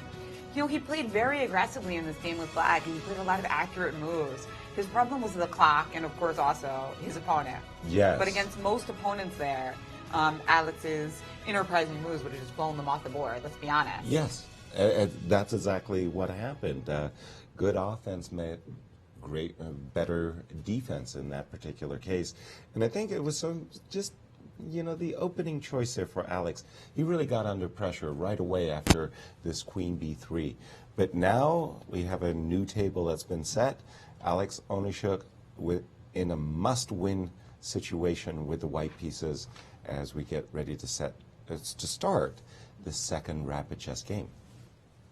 And this game doesn't count toward the streak in any way because we've only been talking about classical games, right, in the streak? Exactly. That's right. Wesley. So even if Wesley loses, Wesley actually did lose to Magnus Carlsen on his way to leading his team, the St. Louis Archbishops, to the win in the Pro Chess League. Right. But that doesn't count. And this won't count towards that streak either. But Alex doesn't care if he breaks the streak. Yeah. He just wants to win this game and keep this match going. Odds are, though, not looking good right now. What opening should he play if he's going to get an edge? That's the problem. What opening is he going to play? Wesley's A defense games, E4, E5, as Danya Naroditsky said, the Berlin has been unbreakable. Wesley's Berlin has kept him in the streak. Well, I'll fall off my D4? chair if he plays E4. He's not playing E4 No. here. D4, okay, you have to deal with all kinds of different things, from a Slav, semi-Slav, to a Queen's Gambit decline, to a Nimzo Indian, even to a Grunfeld. I mean, Wesley can come at you with so many defenses, and many of them are just really ultra sound. But he's really close now to his here we first go. U.S. title. Knight F3. Will he be nervous? Will the nerves of being in this moment affect him? And we see G3 on the board. Trying to keep the tension in the position in a must-win situation. So When we saw this yesterday in the game between Hikaru and Var, Var got a very pleasant game, I believe, out of the opening against Hikaru, but he messed it up when he had his opportunity, did Var. and Wesley playing very quickly and confidently here. This is where Hikaru played H3, bishop takes F3, bishop takes F3 against Var. But there was a knight on F6 too. So a slight different wrinkle here by Wesley. And by the way, with this last move, knight d7, he is essaying he's eyeballing that opportunity to play e5, occupying the center and grabbing an easy equality should that be allowed. Curious to know what Alex is thinking about already H3 in this or position. D4. And he's And he decided to went play the move D3. Okay, so with D3, he's really giving Wesley the opportunity of occupying the center with E5. I consider those positions quite comfortable for black. An easy equality. Wesley played knight F6 rather quickly. And Rock H3, solid, though. Rock yeah, solid position. We see H3, bishop H5. very quickly played by Wesley.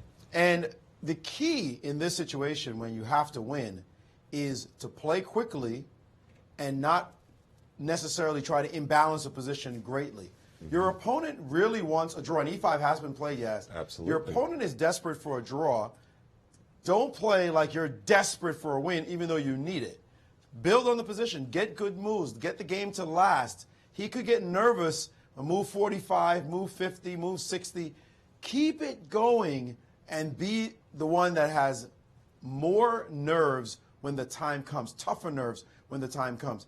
If you rush this too quickly, you could end up seeing your initiative dissipate, and suddenly you have no advantage at all. Exactly. And after the move E2, E4, very quickly bishop E7 by Wesley. He also had the opportunity of fixing so-called symmetrical pawn position and posting his bishop on C5. I'm more a fan of this aggressive method of play by Wesley, but Wesley did play the move bishop E7, saying, okay, what you going to do? I've got my classical central pawn duo here in the middle of the board, D5, E5. I'm controlling matters, and we see the move Queen E1, stepping out of this kind of annoying pin. No other way of describing that. Eyeing the pawn on E5, and also the idea of knight H4, releasing that pawn on F2. Exactly. Engines don't really like that move, thinking it gives equality. Rook E1, they suggested. Castles quickly by Wesley saying, my pawn's not hanging. Well, because you can always interpolate bishop takes F3, but does Wesley have something more aggressive in mind? I think he does, Just taking- frankly. Just as simple as recapturing and saying, look, it's almost Marshall Gambit kind of territory here. But wait a minute, I don't like losing my pawn. Maurice. Actually, you don't mind losing your pawn when you see this move appear on the board, a knight to B4, and suddenly C2 is hanging, and we see the minus of the move queen to E1. There's just nothing to do about knight landing on C2 now. So this line just does not work. It's not a pawn you can capture at all. Wesley was aware of it, and he's given him something to think about now in this position. As we go back to castles, Wesley just did it right away, knowing that's not a real pawn you can even think about capturing. If I want to be greedy, can I just interpolate G4 and then take on E5 so that after knight B4, at least I can, you know, grovel with like knight takes D7 and queen D1? Or is the problem that G4, knight the takes problem E5. is that after knight B4, it's actually not defending C2, but rather holding on to my knight on e5 that might be the problem. But here I have knight g6, right? Mm-hmm. So that knight c2 allows knight takes e7. Right, So- and you do have this way of coming back. But you know, Jen, when you play this move g4, followed by knight takes e5, you're going to have real regrets that you weakened this f4 square. I mean, Other types of play, This looks like There's a a lot of Marshall other stuff. Gambit that just went awfully wrong for white here. This is a pawn even you don't like. I know, yeah, that would be my limit. That would He be played my cookie knight limit. h4 instead. What did he do? Yes, knight h4 instead. He didn't go in for any of these pawn capture lines, but knight h4 has a very clear motivation. He wants to post his knight to f5 and hunt down this dark square bishop. Wesley said, I like my bishops. I'll move my rook so that in anticipation of this move, knight f5, he'll drop back with his bishop either to f8, which I think is his intent, or again, if he's in an aggressive mode, he'll go bishop c5. Guys, this is a very easy equality. I mean, a very easy equality in my view. Well, the move knight b3 actually right now, which looks slightly odd for the knight to be circulating on that side of the board, it's actually an interesting move in this position. The engines are timing out the move g4 and g5 at the right moment to try to challenge black this way. With the knight on f5 and your bishop dropping back, that g-pawn will be fairly secure. So there's a lot of pressure on the position, and he's taking the knight the other route, which that's why I said knight b3 is so counterintuitive, because most of us would not want to put our knight over on b3. It looks like it's hanging out by itself on that side of the board. But knight b3 was an interesting little wrinkle. Instead, he's played more classically with this last move. But this move does freeze his knight. I mean freeze as in stops his knight from being able to go back to f3, the one on h4. These knights are sort of stepping on each other right now. The superfluous knight. The superfluous knight, indeed. Well, I seem to recall knight b3, wasn't that wonderful game between Irina Krush and Nagy, where it was Irina actually played this idea of knight b3, and she ended up going after a pawn that was up on a5.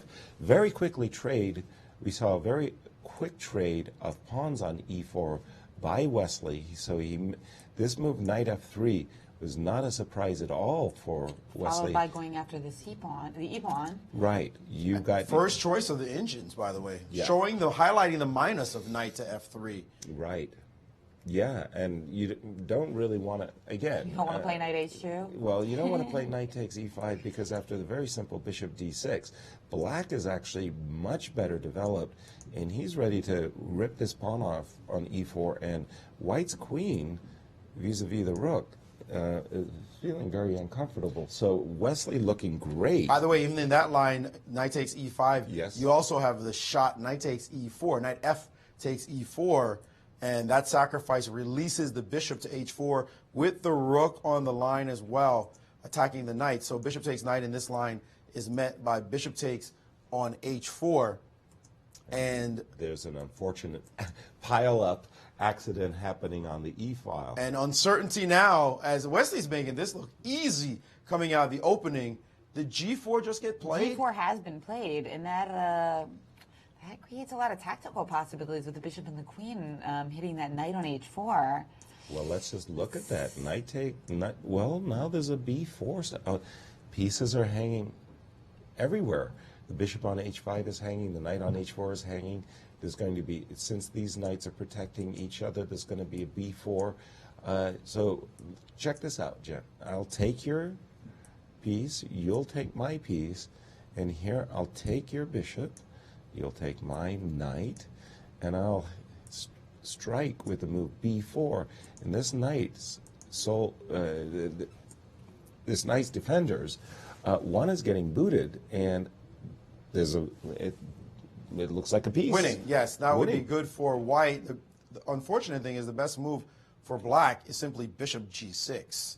Not to enter those complications. Right, just to drop the bishop back to g6 and allow you to take this bishop is how the engines are playing. I think that... Because now knight h4, there's knight e4, right? Sorry, Jennifer? Oh, I'm saying after... Okay, so after knight takes g6, now... Oops, sorry. hg6. This knight, critically, by the way, knight takes e5. You have to move this piece somewhere because your pawn is hanging. So this is an interesting position as well. Actually, the pawn's hanging, but now I realize if this knight takes G5 wins, and if this knight takes B4 wins. So maybe your pawn isn't really hanging in this position, but sharp, what to do next is it's in White's problem here is how do you not mess up the coordination of the two possibilities? Right. If you play B4 right away. If you play B4 right away, he's not going to take your pawn. He's going to play knight to E6, and this knight is headed places. So right. Just Bishop B2. Not a bit weird, this position. That pawn structure for White is really compromised here, and that is a problem. Yes, indeed. That's right. So a weird position where B4, knight E4, there's G5, which would be good for White. So just playing knight E6, trying to hammer down on that square. And that's probably the kind of variation we're going to see because Wesley has played bishop to G6. Exactly. So how do you assess that? Yaz, after B4, knight E6, bishop B2. I don't like it for White. I simply don't like it for White. One of the things I'm drawn to is this bishop on G2 is kind of crying itself to sleep over here. It's a very passive bishop, and you know, White could easily become significantly worse if any knight was to drop into this F4 square. A trade of dark squared bishops would be a huge strategical advantage for Black. So already I feel that Black has gone past the equalizing stage, and actually I would just simply prefer to play Black at this exact moment. And we have seen this move, knight takes E5. Wow. Maurice, I thought that this was too dangerous to essay. Yeah, it looks pretty dangerous. Given that you're opening up a position where the other guy has a lead in development, this move now, the engines give knight takes on E4, winning the pawn back. But there's something to hope for here with knight takes E4 is that this bishop on G2 that you were so disgusted by, it has a little bit more breathing room, and the engines give bishop E3 in this position and saying Black is definitely better here, especially after queen C7, full coordination of the forces. But I think if you look at a position like this, my assessment is if you don't lose, if there's no direct way for you to just get pushed off the board, maybe you can maintain the energy in this position. He has played bishop D6, however, a super challenging move. Not the engine's first choice after knight takes E5, by the way. Funny, bishop to D6, a secondary choice because of knight C4, this move. And that's been played quickly by Alex. Yes, and now the engines are saying, wait a minute, the advantage you had before is dropped down just a bit. Black is ahead in coordination of forces, but after you take here, takes here, and queen takes D6, now White has the two bishops, but are they enough to win any game? This is giving triple zeros the engine in this position, the best that Onischuk has had in quite a while. Wow. But again, I'm looking at this position, and I'm looking at White's king. I'm eyeballing opportunities here for Black to tactically take advantage of the rook on E8. So you're saying bishop E3 here to stop and knight G3. Triple zeros? Wow. Knight D5? He's got to see D6 now to start. That's a key move in this position. Yes, so we have this key move. Get rid of that guy's dark square dominance on that diagonal. Right. You want to get that out of here immediately. Immediately, that's got to disappear off the board. You'll be hitting the rook on E8, so there's no tactics there. And actually, the engines say move the queen away to D1. Okay. And play, and he's taking the bishop. Naturally. And queen has captured. Play queen D1 and just play with the two bishops. Mm-hmm. This could be actually something reasonable for White. You know, the engines might be giving it triple zeros because there are no weaknesses in Black's position. But we know the two bishops, we've seen Botvinnik do it against Bronstein, I believe is a famous game from a world championship, where and many a player have shown, I've got the two bishops, we're just going to play for a long time. As long as you can't neutralize anything, and we keep some pieces on the board, there's always going to be the imbalance of two bishops against bishop and knight, and maybe he could play for something in that kind of game. Well, certainly Black wants to keep the queens on the board in this position because after the queen trade, then White would have a really easy game. Exactly. But with the queens on the board, we're always going to have to worry about our king side, and even developing the bishop on C1, not that easy. Right. I mean, with the pawn shield thrust up the board, G4 and H3. There's some dark square weaknesses. Black is going to want to play Rook A D8 and meet a move like Bishop E3 with a future Knight D5.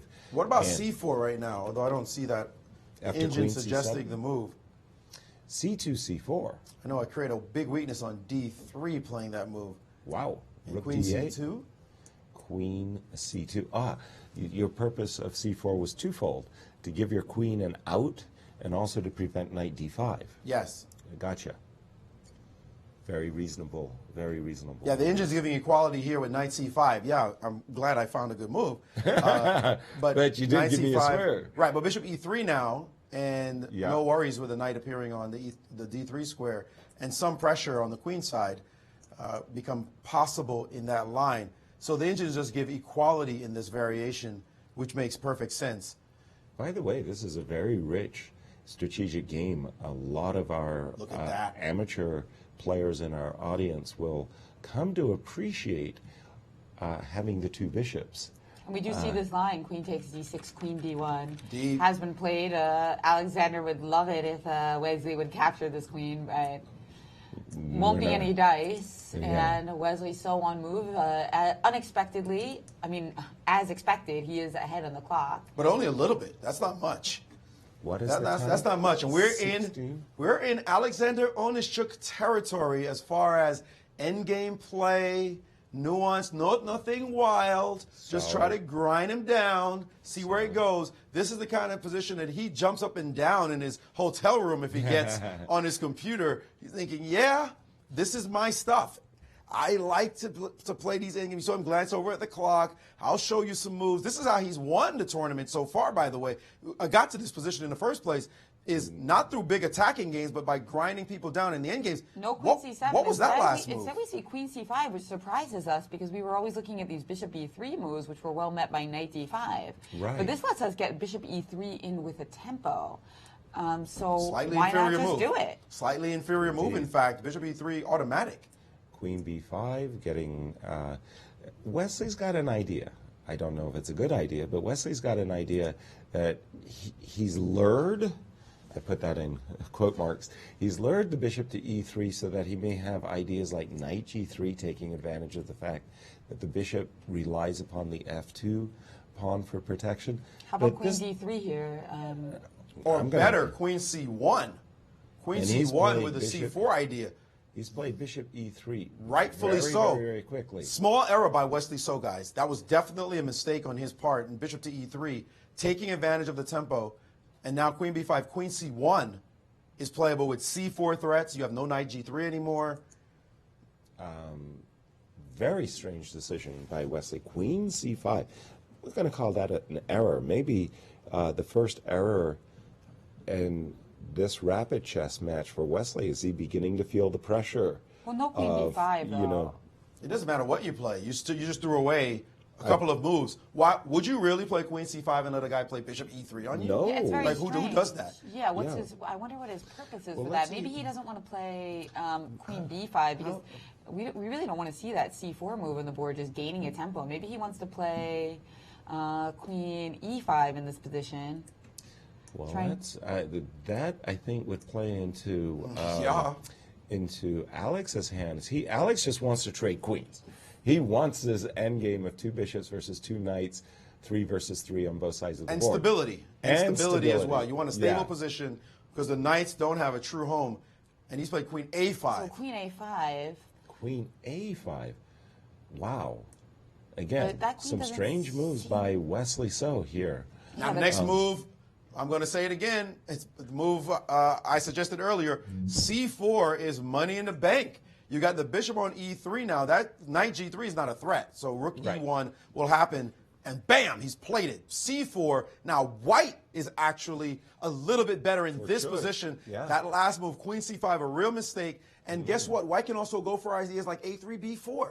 and start to say, I got this weird little position where your knights don't have stable squares. That's right. When we play queen c2, we're going to be threatening g5 if the queen leaves that square. We could even have some tactics with b4, queen b4, g5, and your knight on e4 is unprotected. Exactly. That's what happens with those codependent knights, Yasser. Yes, exactly. Don't we know that so very well? You just chase away the defending knight. And look at Onischuk. Body posture, no longer intense over the board. Just leaned back for a moment there and inspected the work and said, yeah, I'm starting to feel this position. Right. And calculating lines, he knows it, and Wesley knows it too. Queen c5 was definitely a slip. He's going to need all of that 28-20 rating to start getting out of this position, because now he's giving his opponent a chance to take a little bit of initiative. That queen c2 move is going to be a tuck. That's the best Alex has seen. Look at this position. Yes. That's All right. agreed on all counts, and absolutely. his position improving on the board and also improving on the clock. And it's a little puzzling what Wesley's idea was with queen c5. He must have had some reason why he didn't like the more natural queen c7. I don't know what it was, but he definitely erred. Let's see if we can't do some reparation work here. So rook d8, queen c2. You've been mentioning there's a b4, g5 types of tactics. I don't think this knight is stable on the e4 square. I'll retreat it to the c5 square with the idea of bringing it to e6 and eyeballing the opportunity to try to control the f4 square. Guys, go ahead and clobber me. By the way, just an interesting echo, of the previous game. Drop your move, queen back, drop back 2 moves in this position here, and play queen b3 instead after rook d8. Queen b3. Remember, we just saw queen b3 happen a moment ago when Wesley played it. And added some pressure to the position. Injit saying this is quite interesting for White here. Remember, the bishop on g2, its biggest problem is it's biting on granite along the long diagonal. So even if you're going to win the pawn back on b2 somehow, we want the unbalanced pawn structure. We want that bishop to come alive. And as long as your knights don't find stable squares, they'll always be attackable. We might even just leave them there. We just want them to sit for the moment when we get our tactic to take one of these pieces. What about knight c5, though, and just trying to sack the pawn and start playing with our rooks on the Make sure it works. second rank. Make sure it works. Engines are greedy. And there goes Yasser. He's pretty greedy, too. You better show something. Pull up my sleeves. And I was trying to play rook d2 and rook e2, but you're just I guess I'll start with rook e2.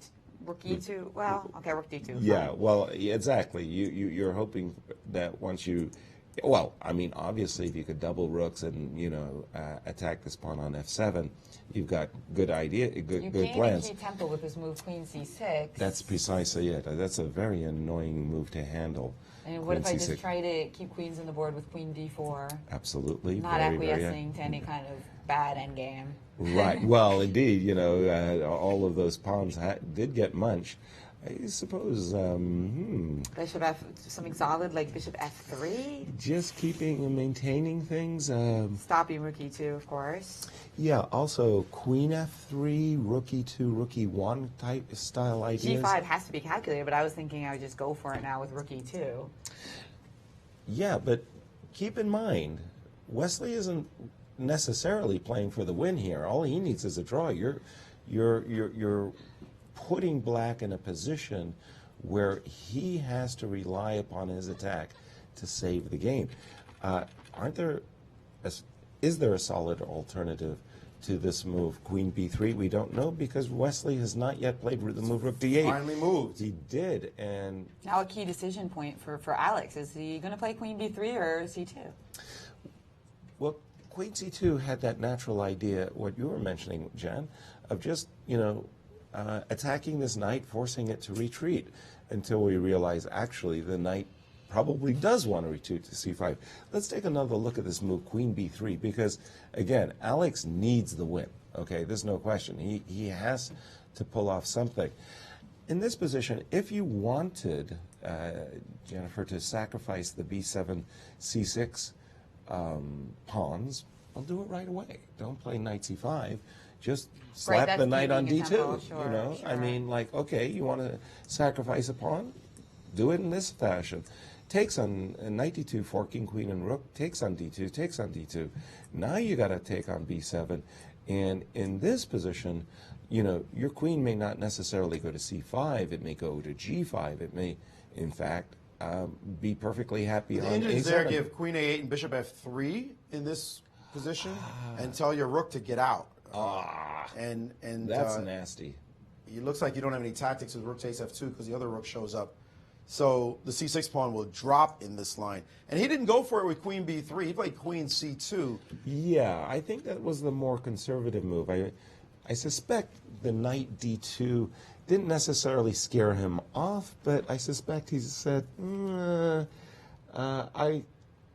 I want to rely on my two bishops and grind you down. And note that it's Very Onischuk quickly. ahead on the clock right now. That's critical. Very quickly played, by the way. Wesley understood in that deep thing, that tank that he went into by playing rook a d8, that the knight on e4 is basically unstable, and the square at once is f4. I mean, that's the one weak target square in White's camp. If you can play knight e6, g5, knight f4 in consecutive moves, advantage spins again. Interesting position. Even though queen b3 was the technically best move, definitely the best move, queen c2 giving some respite to black in this moment, I feel like queen c2 obeys the principle of keeping the game alive unless you know you're winning with some shot.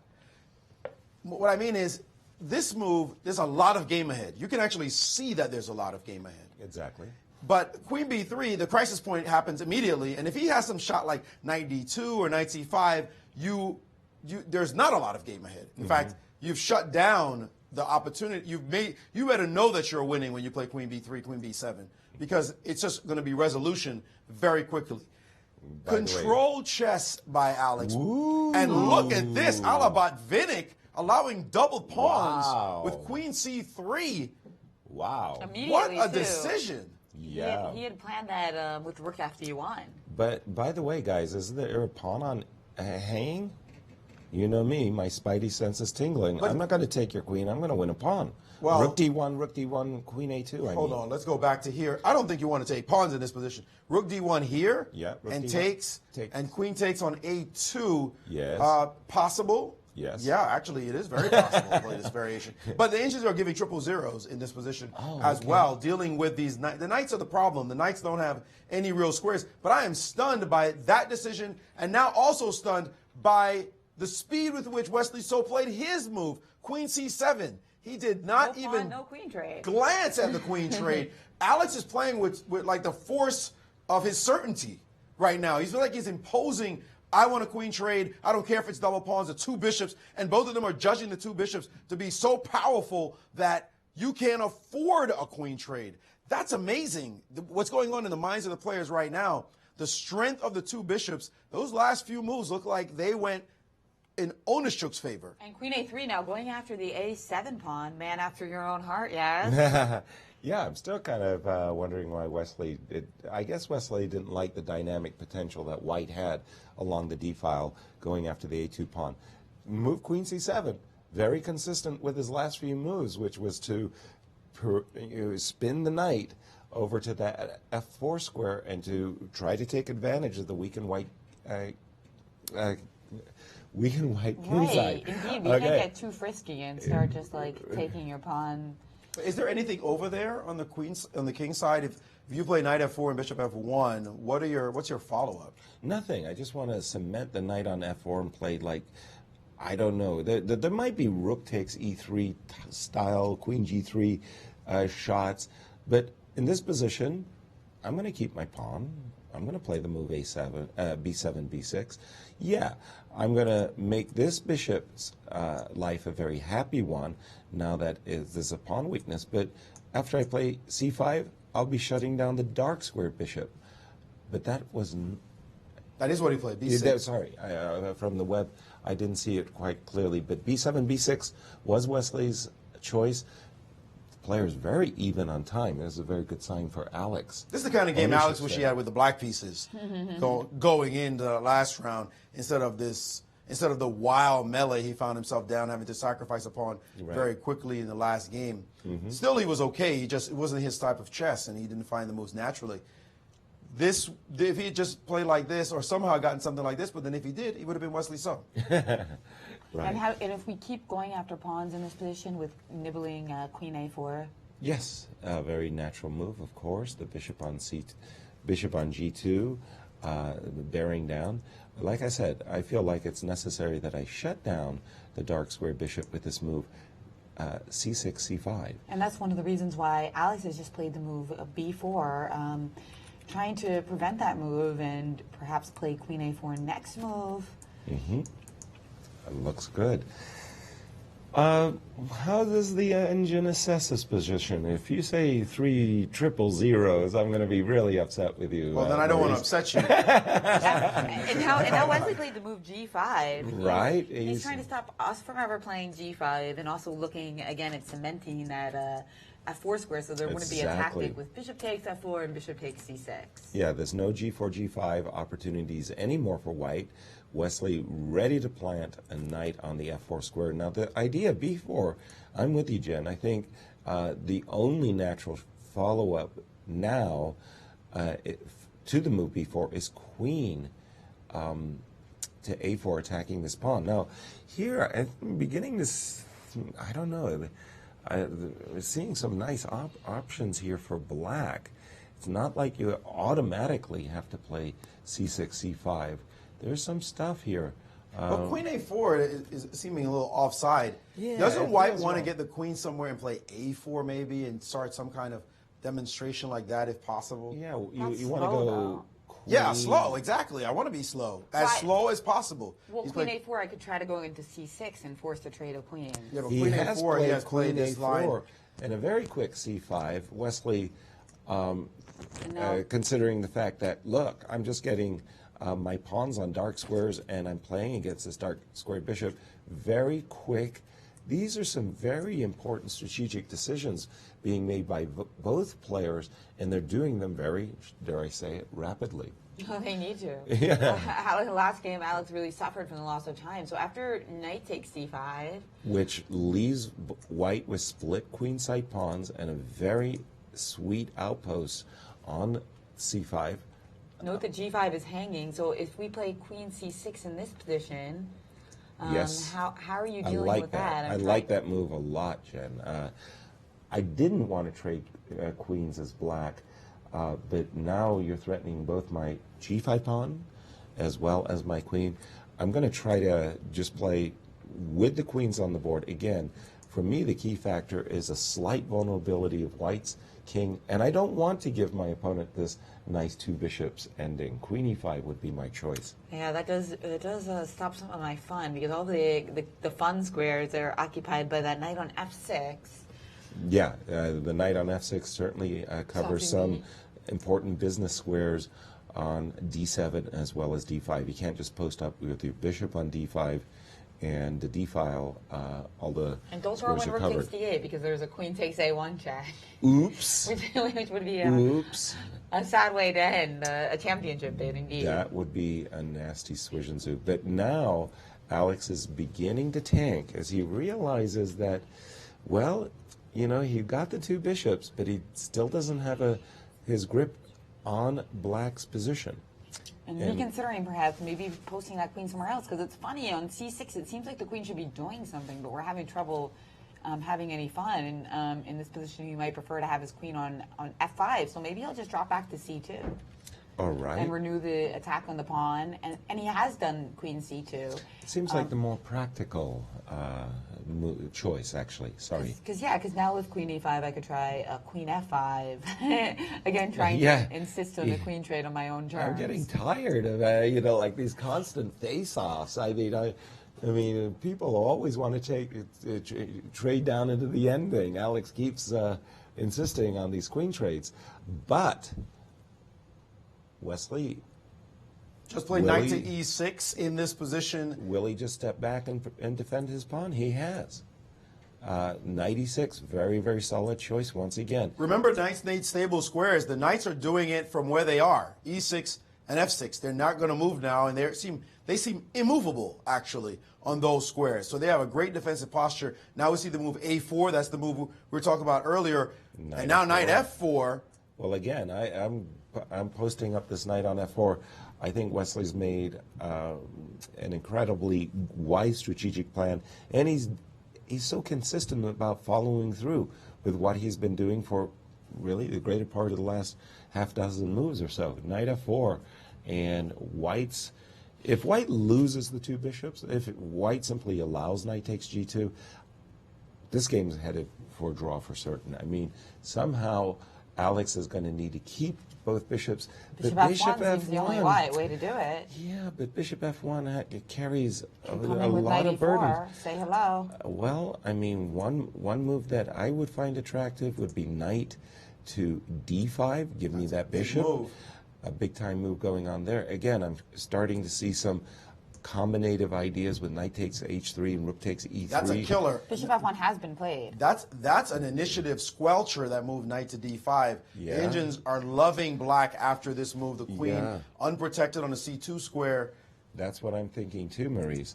That's why, you know, when you play queen a4, I didn't think going for queen a4 was right. Yeah. I thought move your queen back and go for a4. You'd be a tempo ahead in the main lines. You have no advantage, but at least you'd be up. The way he's played it now suddenly black, when you force the resolution, which is the tendency when you're trying to win, you force the resolution, you better know that you're coming out of it on top. Right. Yeah, I think he might have underestimated queen c6, queen e5, because queen c6 seems like, oh, that's cool, I get my queen into this nice square, but the queen was unassailable on e5.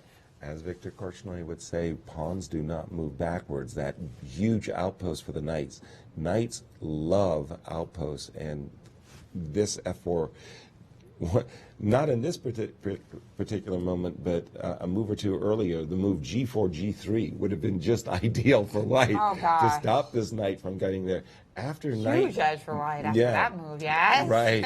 After this move, knight f6, d5, I'm turning the tables and saying black has the initiative, and this whole demonstration on the queen side with b4 and a4 and c. Check this out. Wrong. Check this out. You're making this point. In this position, after knight d5, the best move, bishop c1. Go find that move. You put your bishops out of the way of these knights and tell them you're superfluous. You guys are stepping on each other. What are you going to do? If knight to b4 now, crazy line, rook takes on d8, and now queen to e4. No, you got to play queen b1 to get all your pieces in the back rank. Queen b1 is slightly unadvisable. But queen e4 in this position, and suddenly the knights have to retreat.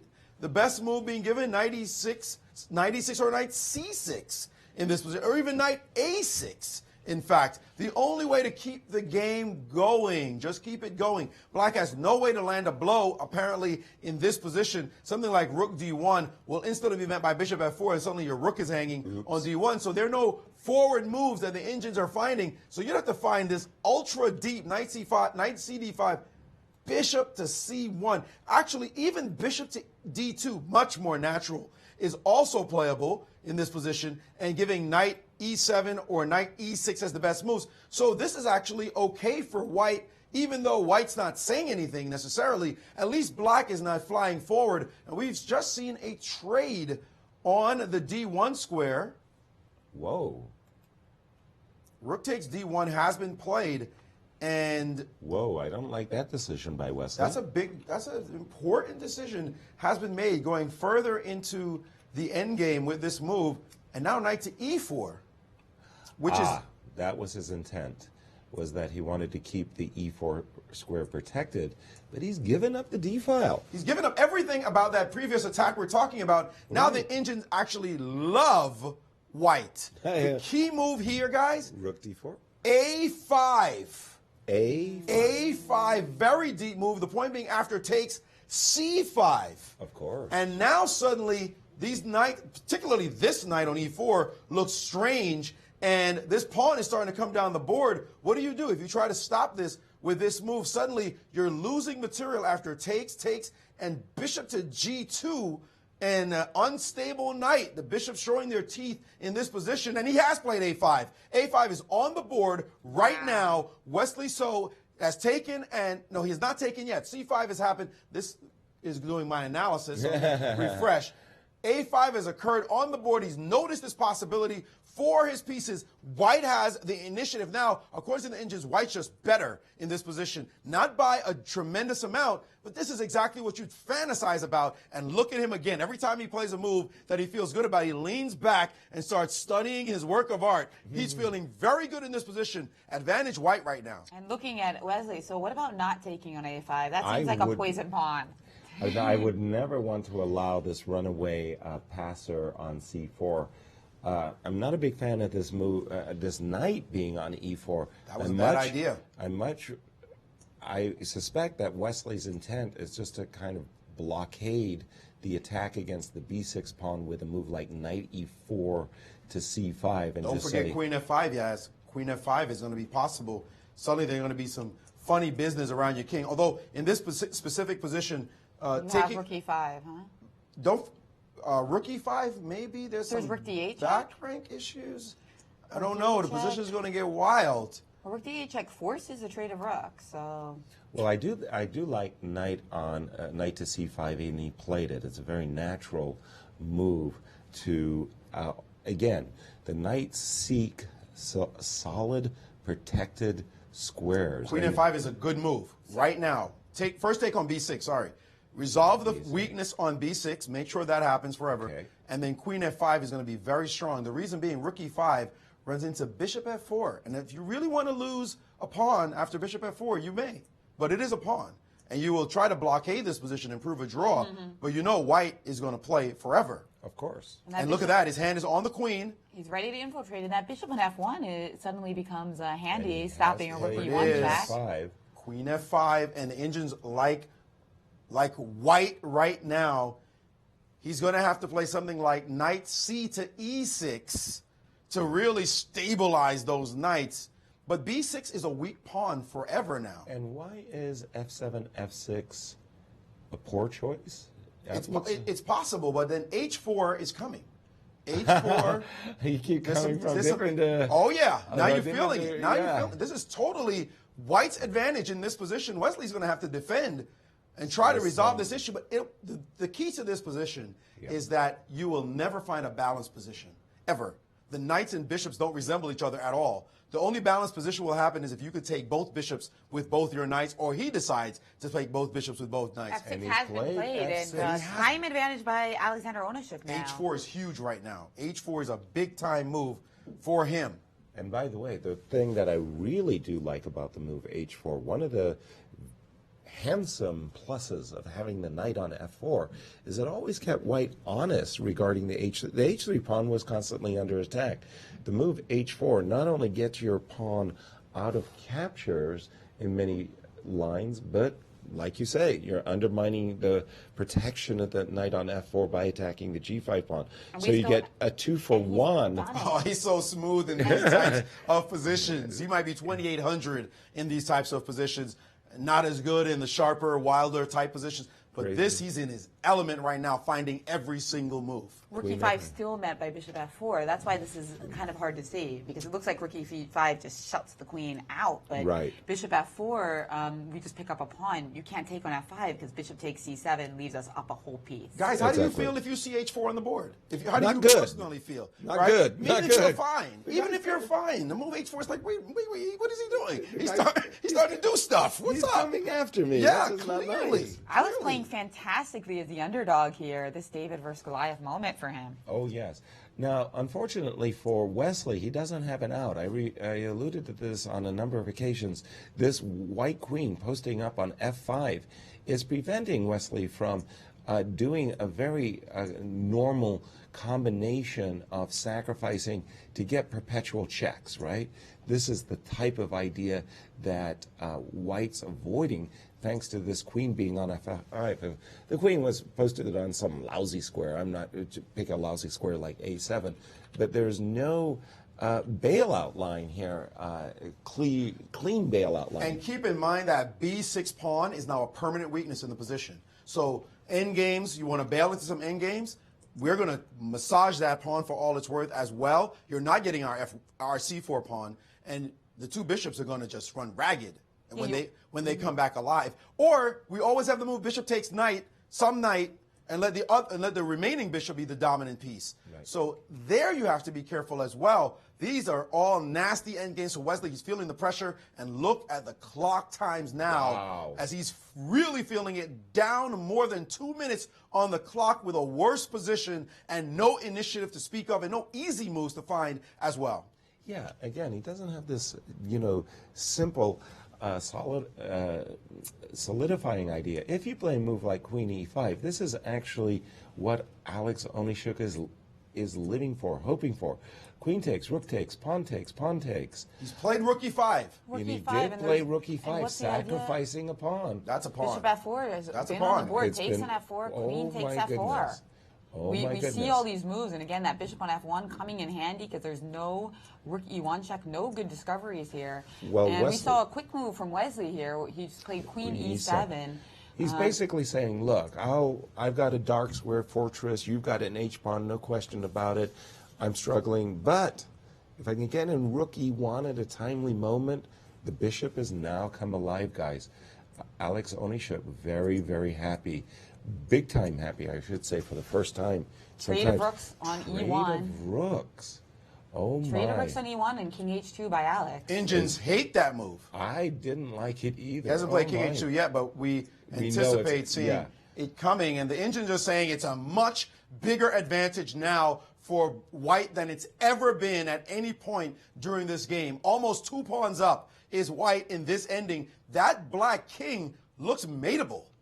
That's right. Usually the queen and knight combination favor the queen and knight, but general principles go out the window at this level, and it's all about the better minor piece. The knight on c5 not really doing anything that can create threats against the king, and that's the key in queen endgames. And you don't want to know, the Engines say the best move is king f7? King f7? I'm not playing that. No way in the world. Trying to hide where? After bishop d5 check, where's the king getting cozy? And also g5 in the position. It's not natural moves anymore for black. He might have wanted to play knight d3 or something, but his king is the thing right now, and his time is a huge factor as well. 3 minutes down on the clock. Wesley so in deep trouble right now. Onischuk fans certainly cheering as their man has the better minor piece and a pawn. Yes, indeed. And the kind of position he loves. And 3 minutes. Oh, this could be amazing. We might be going to Armageddon. Will he be able to pull it off? What a total turn! I mean, this is a total turnaround from the first game. I mean, it's like White is just amazing here. Remember trading on D1? Yeah. We talk about bad trades. Yeah. If you're not forced or if it's not forced or fantastic, rook D1 was not a good idea. Rook D1, knight E4. What are you doing? That just didn't do anything. Your knight went off on some joyride, and then turned around and said, "You're on C5." But so what? Now we're up a pawn, and the clock keeps ticking. He's feeling the tactics now as the bishop's about to appear on D5, and he has to calculate every single move of mating ideas that are possible. He's probably thinking about how to trade queens right now, but I don't think he wants to do that. Looks busto. I mean, I can probably play king G3 or take on E5 immediately, but I think that what's this idea, Maurice, of king F7, bishop D5 check? Where are you hiding? Where am I hiding? What's I'm the idea hiding in king a closet F7? somewhere. I'm going to play this position. King E7 is the Engine's move, saying that this position is still okay. You're not completely dead yet, but G5 is possible. King G2 is possible. White can take his time again. I think the key here for Alex Queen E7 is his on the board. Ultimate patience. He does not rush things, and he doesn't need to rush. And this though, the Engines don't like at all. Bishop D5 check, the most natural move. And now the Engine's giving king H7. Who wants to go to H7 and allow queen F5, G6, and queen C8? Whoa. Uh-oh. Bad news if he finds this line. This is winning for White. Suddenly the queen is forcing you to defend. Your B6 pawn's about to drop. There are no perpets anywhere over here. This is winning. Bishop D5 check. If he finds it, followed by this queen intrusion, White is completely dominating black in this position. What a turnaround. This is remarkable because Wesley came out of the opening in such splendid shape and was playing very, very nicely. He missed Queen B8 check instantly answered by King H7. I'm sorry, but he's found a queen trade. That's typical Onischuk. He's found, whoa, he took the pawn. Whoa, I'm not sure he made the right decision there. Why did he take that He's pawn? giving Wesley some opportunities. counter chances of a perpetual check. What's the going engines, on? The engines still like him here, but it's not the same. Precisely because of this move, there's really nothing to do about your C pawn. Plus your G pawn is under attack. These two are suddenly under attack. That's not a pawn you just won. You just realized that was a bad decision going for the pawn now. Now he's forced to play the move Bishop F3. Now he's still winning, mind you. But what's this? 3 against 2. It sounds like his knight's going to sacrifice something. We're going to get into some drawn ending. Not the best way to play by Onischuk, although he's still winning in this position for sure. And there he goes. Throwing in a check on B1. Throwing in this check on B1 first. Oh, the engines really don't like this move now because of that blow. Knight D3, and there's a third pawn under attack. He has blown a big part of his advantage now, but he does have queen to C2. Because there's perpetuals. After knight D3, queen takes F2. We don't have time to play this bishop F1. No. But this was such a poor decision on his part. Sorry, I'm a little bit blind. What's going on after queen C2? Queen C2 is the only move, and he'll play G6 and unpin, and then threaten, and then start with this knight dancing around the board. You got knight E1 threats. You got pawn on G4. I don't get it. Hold on. G6, C5? Isn't that a hanging pawn? Yes, but then I have H5, don't I? Yeah, but that's all you He get. has played queen C2. Yeah, but Step one. Right, but this is nothing. It's and nothing. Wesley hasn't played G6. Play He played king to H8. Because otherwise, I was going to play H5. No, H5 didn't do anything, though, according to the engines. Your knight goes back to D3. But this position, king H8, was a mistake. G6 was the best move, and even G5 was much better. King H8 was a mistake. Queen E4, and now he's back in business. He saved both his pawns. He saved all his pawns, everyone, everywhere. The pawn on G4 is saved. The pawn on F2 is saved. The C4 pawn is saved because you don't want to give a check on E8 followed by bishop E4 check, winning. Take a look at that line. Queen C4 right now runs into check, and if you move here, then suddenly this check, and that's all she wrote. You're getting H8 mated. is coming after king H6. So queen E2, Wesley just made a mistake in time pressure. I can't even talk right now. Anyway, queen check is coming. He has to play knight back. His only move is knight back to E5, and he's done so. Let me get this position on the board. We have a quick bishop D5. Wesley, with less than 1.5 minutes, has just played the move G5. Bishop D5. Knight E5, bishop D5, yes. G5. Now what? Now Wesley's acting like everything's okay, but he's only got 1:13. The key move here is H5, according to the engines. H5 followed by bishop E6. But can White make any progress? So queen... Interesting fortress attempts by Wesley, putting all of his pieces and pawns on dark squares and saying, you got the light square bishop, but how are you going to break through? Actually, taking on G5 looks really interesting because that seems to shut down any true fortress. That knight on E5 will not be on a permanent square anymore. And your knight really has to stay there. And so I could play something like king G2 maybe. Because your knight can't move. So, but for everybody watching, I mean, notice that the pawn on G4 is taboo. If you take with a knight, there's checkmating ideas on G8. If you take with the queen, those endgames are very bad with the passed C pawn. That's why we're looking at these lines, just maintaining the dark square control.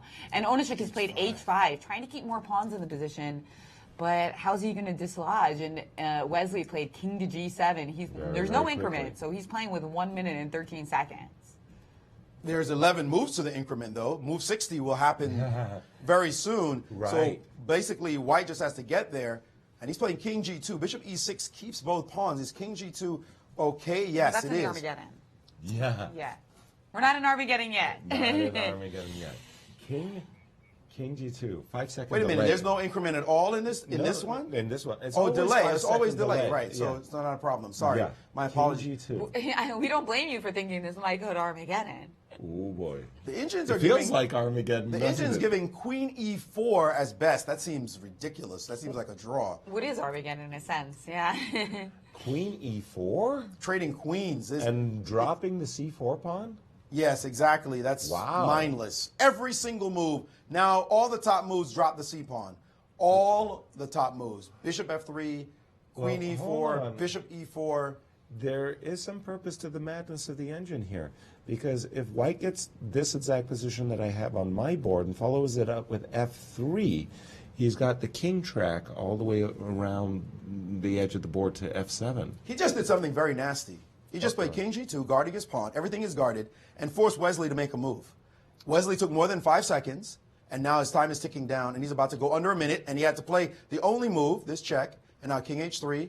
And Wesley needs to start playing every move instantly because he's going to get eroded on the clock now that it's clear that it's all about the clock. Well, a lot of it is going to be about the clock in a second. See, Wesley just adjusted the clock to make sure he's ready to play moves instantly now. He has to. But meanwhile, Alexander is going to equalize on the clock pretty soon. He's only at 2 minutes himself. Well, Alex, I'm still a little bit...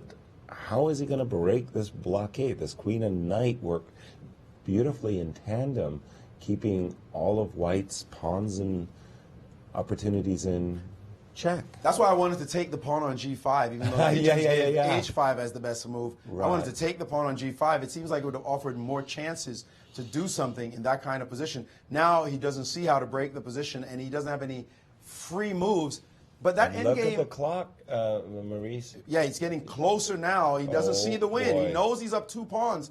What to do? But where's the breakthrough? Most practical is queen e4, go for this endgame. But it doesn't look quite winning. How do you win that? You can't get zook By the way, swung. queen e4 in this exact moment would drop the f-pawn. So you can't even do that. If you have wanted to play queen e4, you needed to do it earlier than this. King g3 is likely, and queen f4 very quickly, of course, by Wesley. Now I'm expecting king g2. Trying to revert. We're trying to revert back to that moment where after queen d4, I will then play. And that's right, but guess what? They both have 1 minute on the clock now. Oh my goodness! It's so not a lot of queen d4 very quickly. Wow! By Look Wesley. at this guy's intuition. No caring for that pawn on g4. Yeah. He said, "I'm maintaining the blockade in the position." And now, I think now you you have go, to play queen e4. You have to.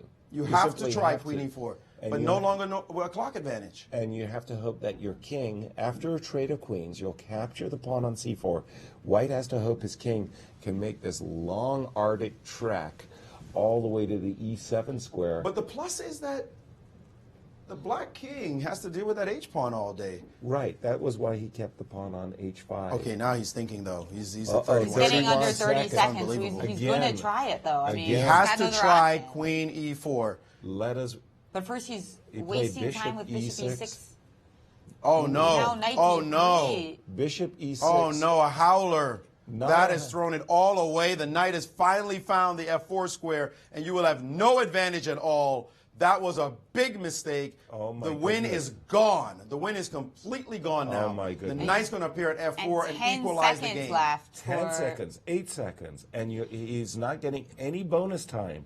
Again, it's all about delay, not increments. And the knight has jumped into that. But queen c2, very, very nervous, Alex Onischuk at this moment. Queen c2, you can't grab the bishop. Because there's a queen g6 mate on the Yeah, board. but now you have to watch out for mating ideas. King to h2, and he's lucky he's not getting mated somehow. Right. Queen is going to slide over to f1 square, though, here. 7 seconds left. 7 seconds for the whole game, and Wesley double guessing here. He put his queen on f1, and now he changed his mind. Saw something he didn't like. Maybe... Well, he's definitely... He saw bishop d5, probably. But that's good for him. Of course, it's a touch move. He's going to have to move his queen. 30 seconds, guys. But queen f1. Why not queen f1? And he's changed his mind. What is going on here, Maurice? It's a draw still. Bishop g8, a mate threat on the board. Knight takes h5, check. Still a draw. King g2, check. knight back to f4. Oh, no. There is a mate on queen h7 mate threat that Wesley So is going to have to deal with. Knight g6 stops that. A lot of moves stop it, actually. f5 as well. But, and there it is. The knight has dropped back. At least he's gained that much. 7 seconds left for Alex. Oh, my 18 gosh. for Wesley. And queen f4 check is on. Ooh! And knight h4 in this position. Knight g2. And is that just a... Is there perpetual on the spot now? I think it's perpetual on the spot, guys. That's right, because there's knight e1 check. Knight e1 check. If you go to e3, knight c2 check. No choice. He cannot get away and from it's the a draw. Beautiful. Wesley So is our new 2017 U.S. champion. What a dramatic, exciting. What a great endgame lesson there. Absolutely. Fortresses, incredible perpetual checks. battle. Wow. Dark square domination held him the draw. Not many players would have been able to hold the draw there against Alexander Onischuk. 2 pawns down. Amazing. Alex Boys. came so close. 2 pawns up. Could have won that game. Amazing defense by Wesley. Alex will kick himself for not finding the possibilities there. And there he is, happy with his step bomb. And of course he should be. He is the new champion, winning for the very first time and continuing to add to his laurels as he has been the most dominant player in the world and the most accomplished. Incredible victory for him. World number 2, Wesley So, now capturing his very first U.S. championship title. keeping us on the edge of our seats to the very, very last move. That's beautifully done, Wesley So. And what a remarkable performance by Alexander Onischuk, though. I mean, he's playing a much higher rated player, under pressure, and he almost got it done. He was that close. He really was. He really, really was. Wesley is thanking his lucky stars exactly at this moment because Alex was on the very edge of winning that game. But here's our winner. $50K in the bank and his first U.S. Chess Championship title. Big congratulations to Wesley So. A beautiful performance by our world number 2. But we have another winner in the studio. Yesterday's wonderful story. Sabina Foischer, the U.S. Women's Chess Champion. She's with Maurice to reflect on the madness that happened yesterday. And here is a woman who knows how Wesley So feels at this moment. Elation, joy, and happiness. Sabina Foischer winning her first title after not having even finished better than 4th in any of her previous championships. Sabina, congratulations once again. Have you recovered? Probably a little bit, yeah. It's been crazy. I'm so grateful for this, and yeah, I'm still catching up with things. I know you said that your dad was probably sleeping in Romania. Have you had a chance to speak to him about this victory? Yes, at about 10 p.m. or 11 p.m. last night, he woke up and he was shocked that he had so many missed calls, and I called him from Skype, so he gets an unknown number calling him, and he was wondering, oh my God, what is going on? Normally, you know, he told me you get bad news, so I hope it was a good news, and yeah, he was very happy. It was good to talk to him. What about your sister? What was her reaction?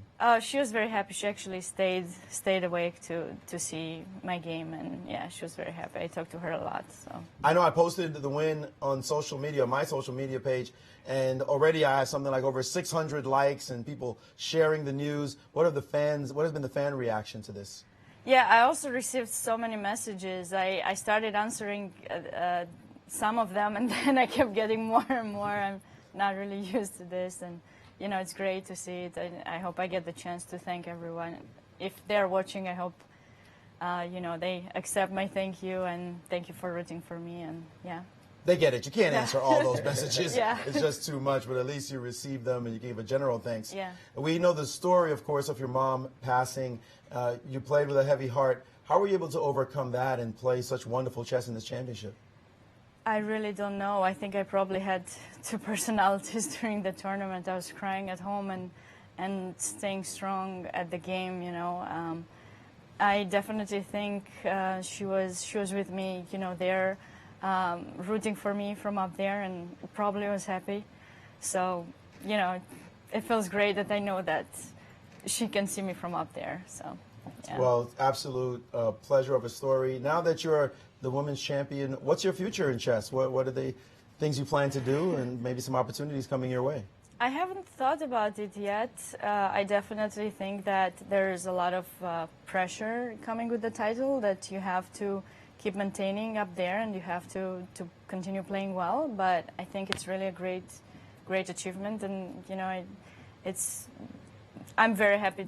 It also makes a good story, although you know, there's a sad part to it too. But it's something that we've been dreaming of, so it's amazing. I have no idea about the future, but I definitely will try my best to play exciting chess, and I hope I keep doing that.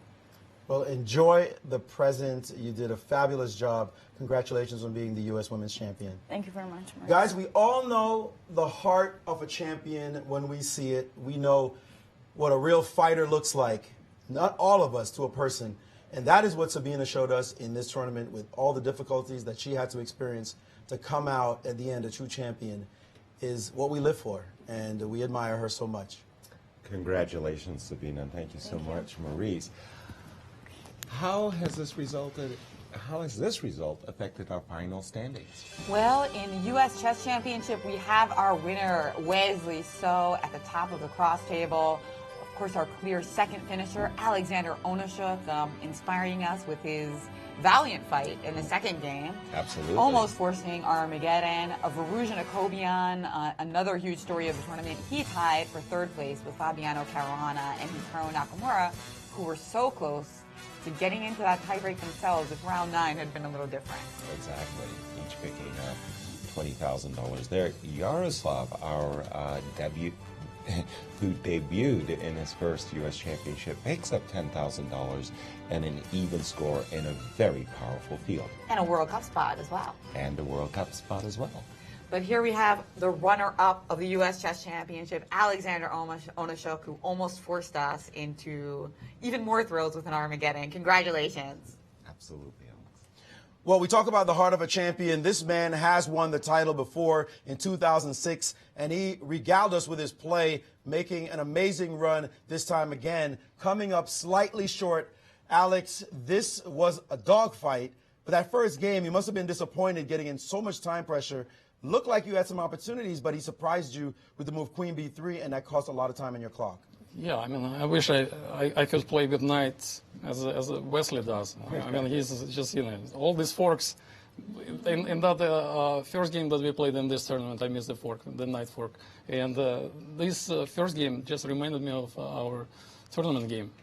And yeah, I mean, I realized that I had a good position, but he's so resourceful. I mean, and I don't even know where I made that biggest mistake. Of course, I blundered Bishop A3 when I played Rook B4. Right, Rook B4. Queen B6 apparently is the best move there in that position, but your clock was ticking down so rapidly as you try to figure out all the complications.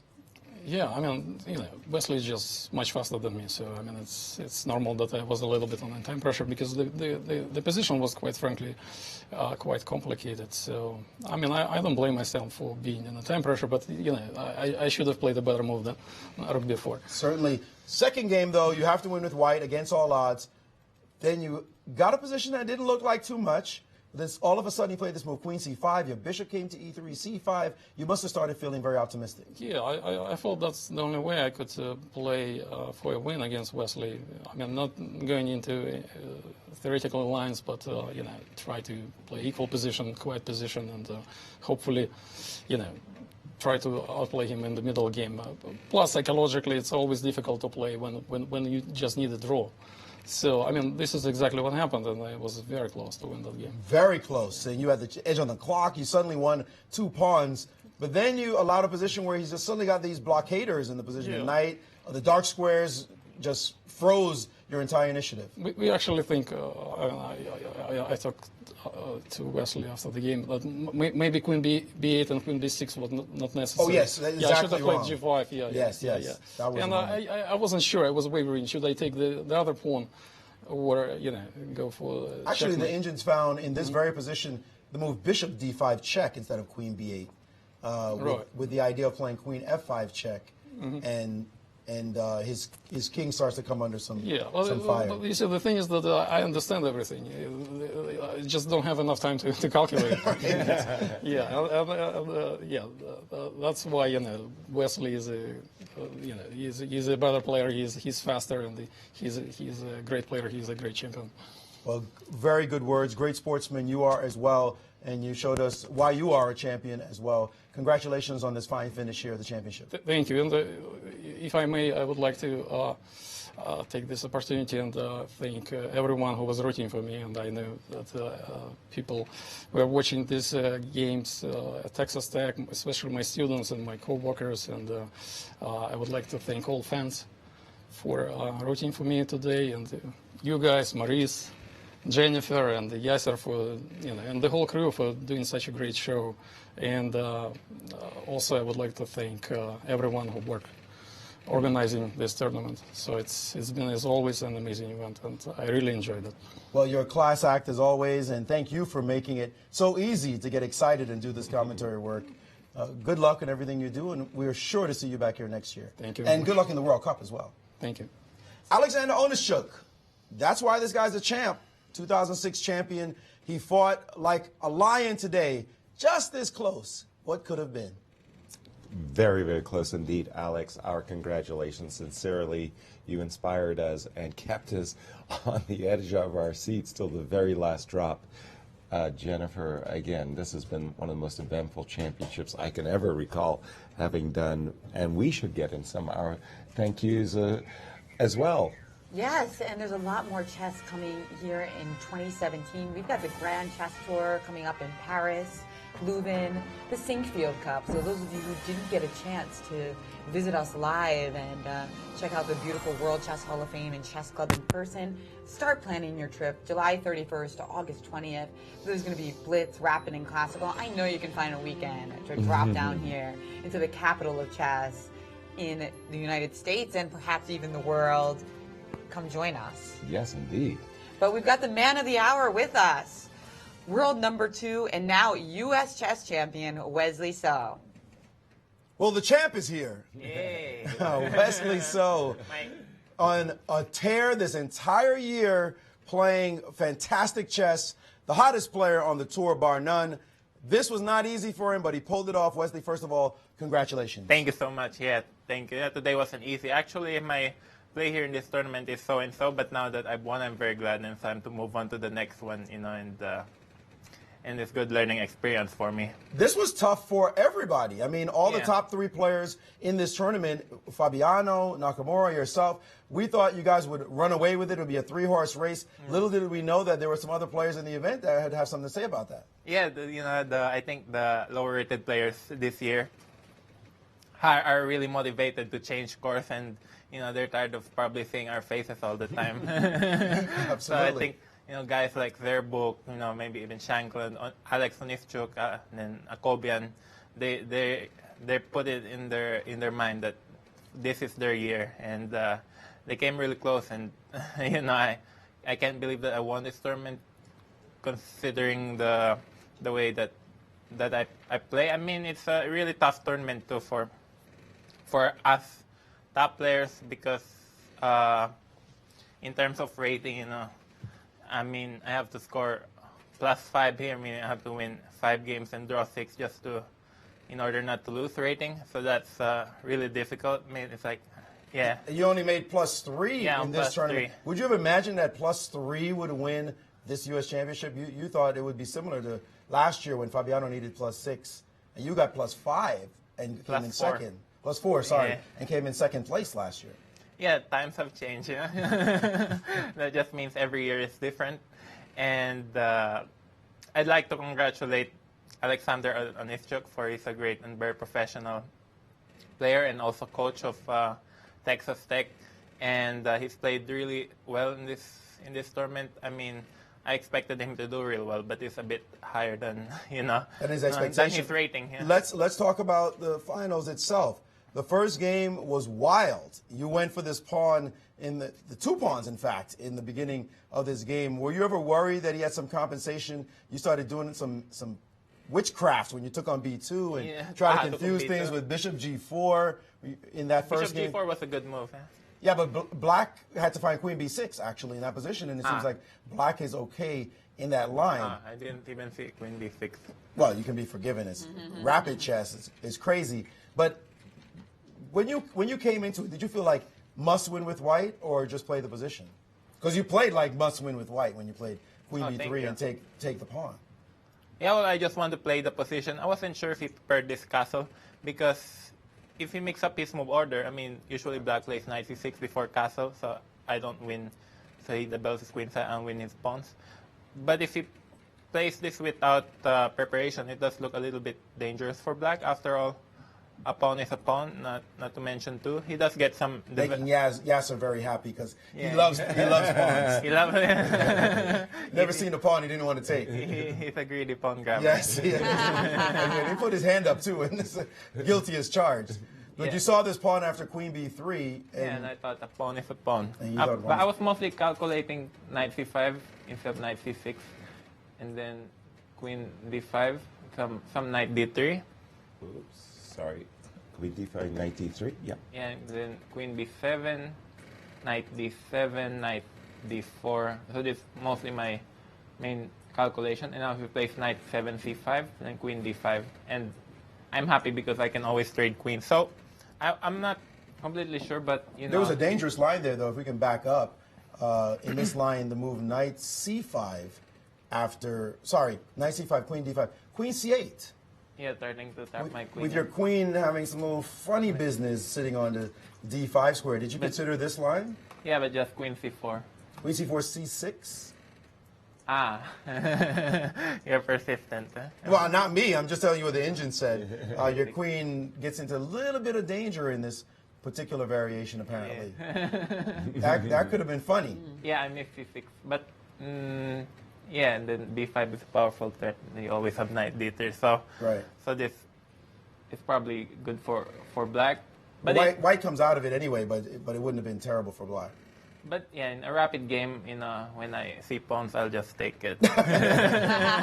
Even though objectively white's position is probably not better. Right. But considering we only have a few 25 minutes each game and a 5-second delay, the delay doesn't really do anything at all. I mean, in the last game, for example, I was down to a minute, and later on he was down to also a minute, and the 5-second delay is just there, but doesn't really help you once you're low on time. So you just have to play fast.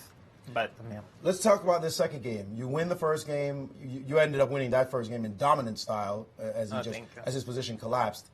Second game looked like you were okay. Then you started doing some funny business with your pieces. You played you trade on d1. Your knight went to e4, and then he played a4, a5 really fast. Yeah. What were you thinking when you saw this initiative start to grow in white's position?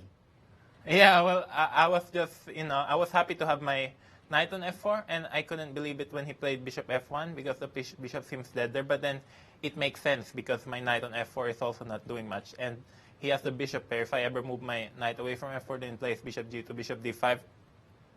But then the position probably around equal, but I was, but it's kind of, a static position. So there's not really much for me to do. I was looking for something concrete because I couldn't really improve my position. Take a look at this move here, which was a weird one, knight d5, knight 6 d5. I saw this, but I thought it's just a one move trick, so I placed bishop d4, and then knight e6, yeah. Right. Or knight b4 is knight b4, knight c6 is coming, something queen like b2? This. But yeah, I don't remember exactly bishop d4. The engine's like bishop to d2 better. Oh, really? But it still remains a one-move trick as well. It didn't improve your position much after bishop d2. And yeah, I thought my position was nice and I shouldn't have any trouble. But at the same time, I'm not sure how to improve my position. But, then this is a but great move. now, after h4, you went into a long think. Yeah, because I'm worse. All right, I realized there was a problem here. You decided to sacrifice a pawn. Yeah, I totally missed that after rook e5, bishop f4 just pins my queen. Okay. But I didn't really have much of a It was starting choice. to look bad after h4 for sure. Yeah, because if he doesn't have h4, then I have king f7, rook h8 ideas, and a very nice position. But then, of course, f4, he's the momentum. Was on his side. And then you got into a very difficult position right here. The engine's bishop d5. Instead of going after this pawn, bishop d5 looked like a world of a move that would have caused you a lot of trouble. Well, in the game, he went queen b8. It just transposes king h7, bishop d5, so it's the same thing. And then Right. The same thing as well, right. But he took the pawn instead. Yeah. Which was very surprising. Yeah, well, he he learned it from Yasser.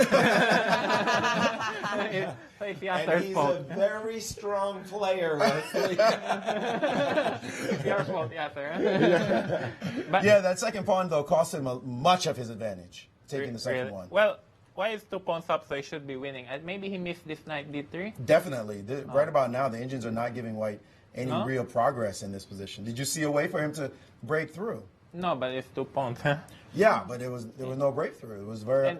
The engines give Queen E4 is the best move here. And the point is, I calculated this. So if Queen E4, I just take Bishop E4, Knight C4, and White has no way to break through because I just play King G7 and then put my Knight on H6, and I'll never run out of moves because I always have Knight G8 or Knight F7, and if it's like if I just get to H6, and this is a clear fortress. Let's say King F8, King D6, King G7. Let's say King F8, King E6, King G7, and King E7. Now my knight can't move, but I have F5, and it's also a draw. And then I can even just take both pawns and then Right, knight and get the G4. opposite color square, the H pawn, not enough to win. Yeah. Nice defense. So he couldn't really trade queens, but then the combination queen and knight is with some threats is very tricky because his king has no place to hide, and somehow my king managed to hide on H6, and there's no mate, and there was no challenge. By then, that was his critical moment. He shouldn't have taken your second pawn. You managed to get maximum you could get out of this position in a repetition, and had to get the draw. Now you are the U.S. men's, the Open champion. Yeah. After this is my third try, and this I really wanted to win this title because it means a lot. Obviously, it's the strongest, one of the strongest. It's not the strongest national chess championship in the world. Probably only Russia can compete with in terms of rating and strength. And I really wanted to win this one because it's the strongest this year, the strongest lineup we have. And also with my top 10 colleagues, Hikaru and Fabiano, it's a real challenge to try to win it. So, 2 years ago, you had a terrible championship result. Losing 13 points, yeah. Yeah, 2 years later, you're now the champion. What does that feel like, turning that around? Well, it's huge, and it goes well with my goal because I just want to continue improving. And every game that I play, I become more experienced and learn from my mistakes. So I'm very happy because it's a good sign. I mean, my play here has a lot to be improved upon. I mean, +3, I find it really difficult to win games. Also hard to get anything, even against lower rated people. I mean, they're very good players, but I wanted to try harder. But now we're moving on to the next tournament, and I'm just really happy to be able to win this and say that I became the U.S. champion once. And of course, I'd like to thank the Lord for giving me this win. I knew that today was going to be really tough 2 games. Alex Onischuk will not go down without the fight, and he didn't. He almost won the second game. But at the end of the day, what's done is done, and just after, even with all the mistakes here and things like that, I'm glad to have finally won it. Well, all we can say is congratulations. You continue your unbeaten streak once again. I think it's up to 67 games now. And no matter what, you're not going to be able to avoid it. People are going to always keep talking about it. Yeah, trying to beat me. That continues. You have the Grand Chess Tour coming up. You have Norway Chess. Lots of tournaments for us to follow you.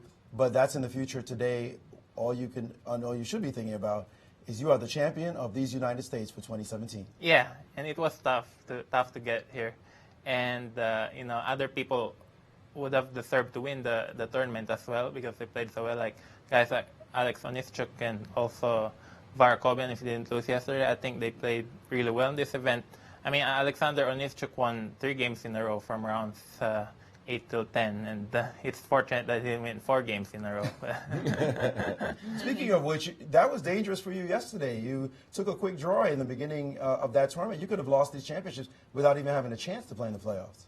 Yeah, I didn't really thought it to be that dangerous. I mean, I didn't really gamble because I don't gamble. Akobian was black and he was playing Hikaru. I know Hikaru lost to Onischuk with the white pieces, but Hikaru barely loses a game. Not to mention with the white pieces, he probably loses like 1 or 2 games with the white pieces every year. And I knew he wouldn't let me down. And also Gata Kamsky. I mean, Gata Kamsky can have good days and bad days, but I think in the last few games of the event he was starting to catch on fire. Of course, Alexander Onischuk had just won 3 games in a row, but at the same time, winning 4 games in a row in this kind of tournament is kind of a little bit on the unrealistic side, even though, of course, I knew it was possible.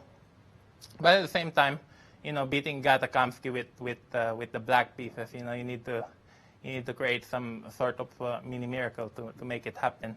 I mean, I played Gata with white just the other day, and I couldn't really make progress and even have to defend. So I knew that even if it was possible, it was kind of a small chance. And I didn't expect Daniel, though, to play for a draw because he has to score 50% to qualify for the World Cup. So I thought he would really push hard to win. I mean, Gata and also Sam and also Ray, they all had to win in the last game to qualify for World Cup. So I thought they would, try to push hard. But of course, how was I know they have these papers and the Berlin is my favorite opening. So I mean, I could have played something else, but I did play something else in this tournament. I played the French against Serbuk, but the result stayed the same.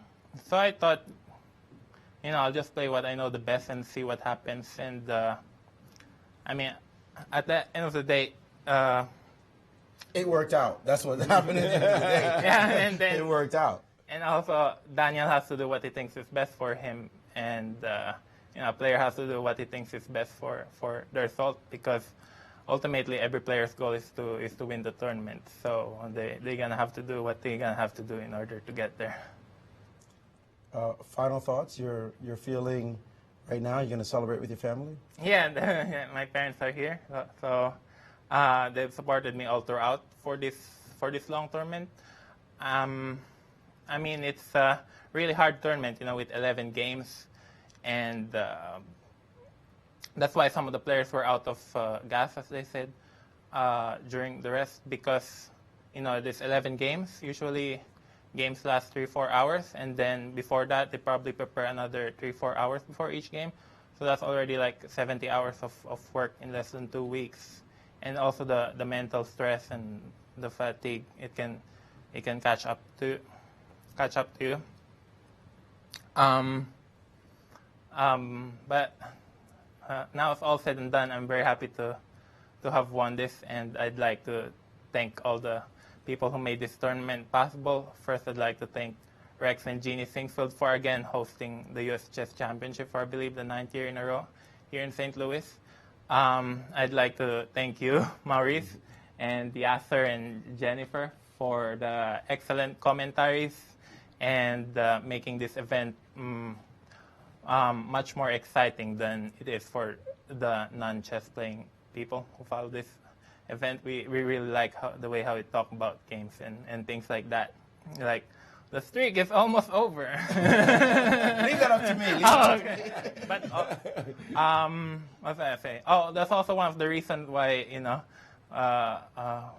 why I had a quick throw yesterday, because I like you guys so much. I wanted you to work a few more hours today. Thanks a lot. Well, you're always a gentleman, a class act. You have been playing sterling chess throughout, even when you find yourself in difficulties. You show the heart of a champion and work your way out of it. And now you are the U.S. champion. Yeah, congratulations. Thank you so much. Wesley So, his name now etched in the history of U.S. Championship chess. He is the 2017 U.S. Chess Champion. How sweet it is. hearty congratulations, Wesley, from both Jennifer and myself. What a performance, Jennifer. We have been treated royally in this event. If you go back to all the excitement in this event, and of course Wesley's beautiful queen sacrifice win against Jeffrey Zhang, I know that Wesley will keep smiling, and those of us who enjoyed this tournament as well. Wesley thanked me, Maurice, and you, Yaz, but of course there's so many people that make this production possible. Absolutely. Over at Spectrum Studios and Silverback. But we've got a final thought from Maurice Ashley on what we saw on the most exciting championships we've had so far. How are we going to do better than this, guys? This was absolutely an incredible championships. All those errors, mistakes, tense games, beautiful games we saw. Games we're going to remember forever. Shabalov's win against Jeffrey Zhang. Wesley So's win as well. Jerabuk beating Fabiano Caruana. I mean, the games just keep coming and coming. And Sabina Forza with her incredible story and winning with mate, sacrificing her queen to become the women's champion. I mean, we had our heart in our mouths most of the time at this championship. It was incredibly exciting. And there's more to come in a couple of months. We'll be doing this for the Grand Chess Tour as well. And as Wesley said, this was the 9th. Next year is the 10th. Can it get any better than this? I'm glad I got a front row seat, and I appreciate working with you guys. We've been a great team together, and it just seems to get better and better. It certainly was the best U.S. championships I've ever commentated, Jennifer. I'm just catching my breath, actually, to catch up. Yeah, it was just a wonderful combination of beautiful chess moves and also excitement and tension in both tournaments. But thanks to everybody who made this possible here at the St. Louis Chess Club and Spectrum Studios, Silverback Productions. It's such a pleasure to work not only with you guys, but also with Randy Sinkfield, with Jen, with Kevin, Eric, obviously the arbiters, Carol and Frank. We never heard anything from the arbiters, so they must have done their job perfectly well. That's how we like it, right? Right, and the staff, of course. From everybody who works here at the St. Louis Chess Club and Scholastic Center. You've been terrific. Thanks for all those meals and munchies, too, during our breaks that we could sneak in. And to the fans, and most especially, I want to say, to the fans who came to St. Louis to partake and enjoy this historic U.S. championship. And of course, everybody watching online, you know that we're not going to be gone for long. There's the Grand Chess Tour. There's the Sinkfield Cup coming up. There's so much excitement, and we really love having you a part of it. We encourage you also to visit St. Louis in person, as we see just the reputation and the history of chess get richer and richer, thanks to the staff here at the Chess Club and Hall of Fame, the generosity of Rex and Dr. Jeannie Sinkfield. Right. It's just beautiful to be a part of it. And thank you, Jennifer, and thank you, Maurice. You two guys, it's a pleasure to work with you both. Signing off from the 2017 U.S. Chess Championships for Yasser, Maurice, Christian, Alejandro, Eric, and Ben. Thank everybody for joining us.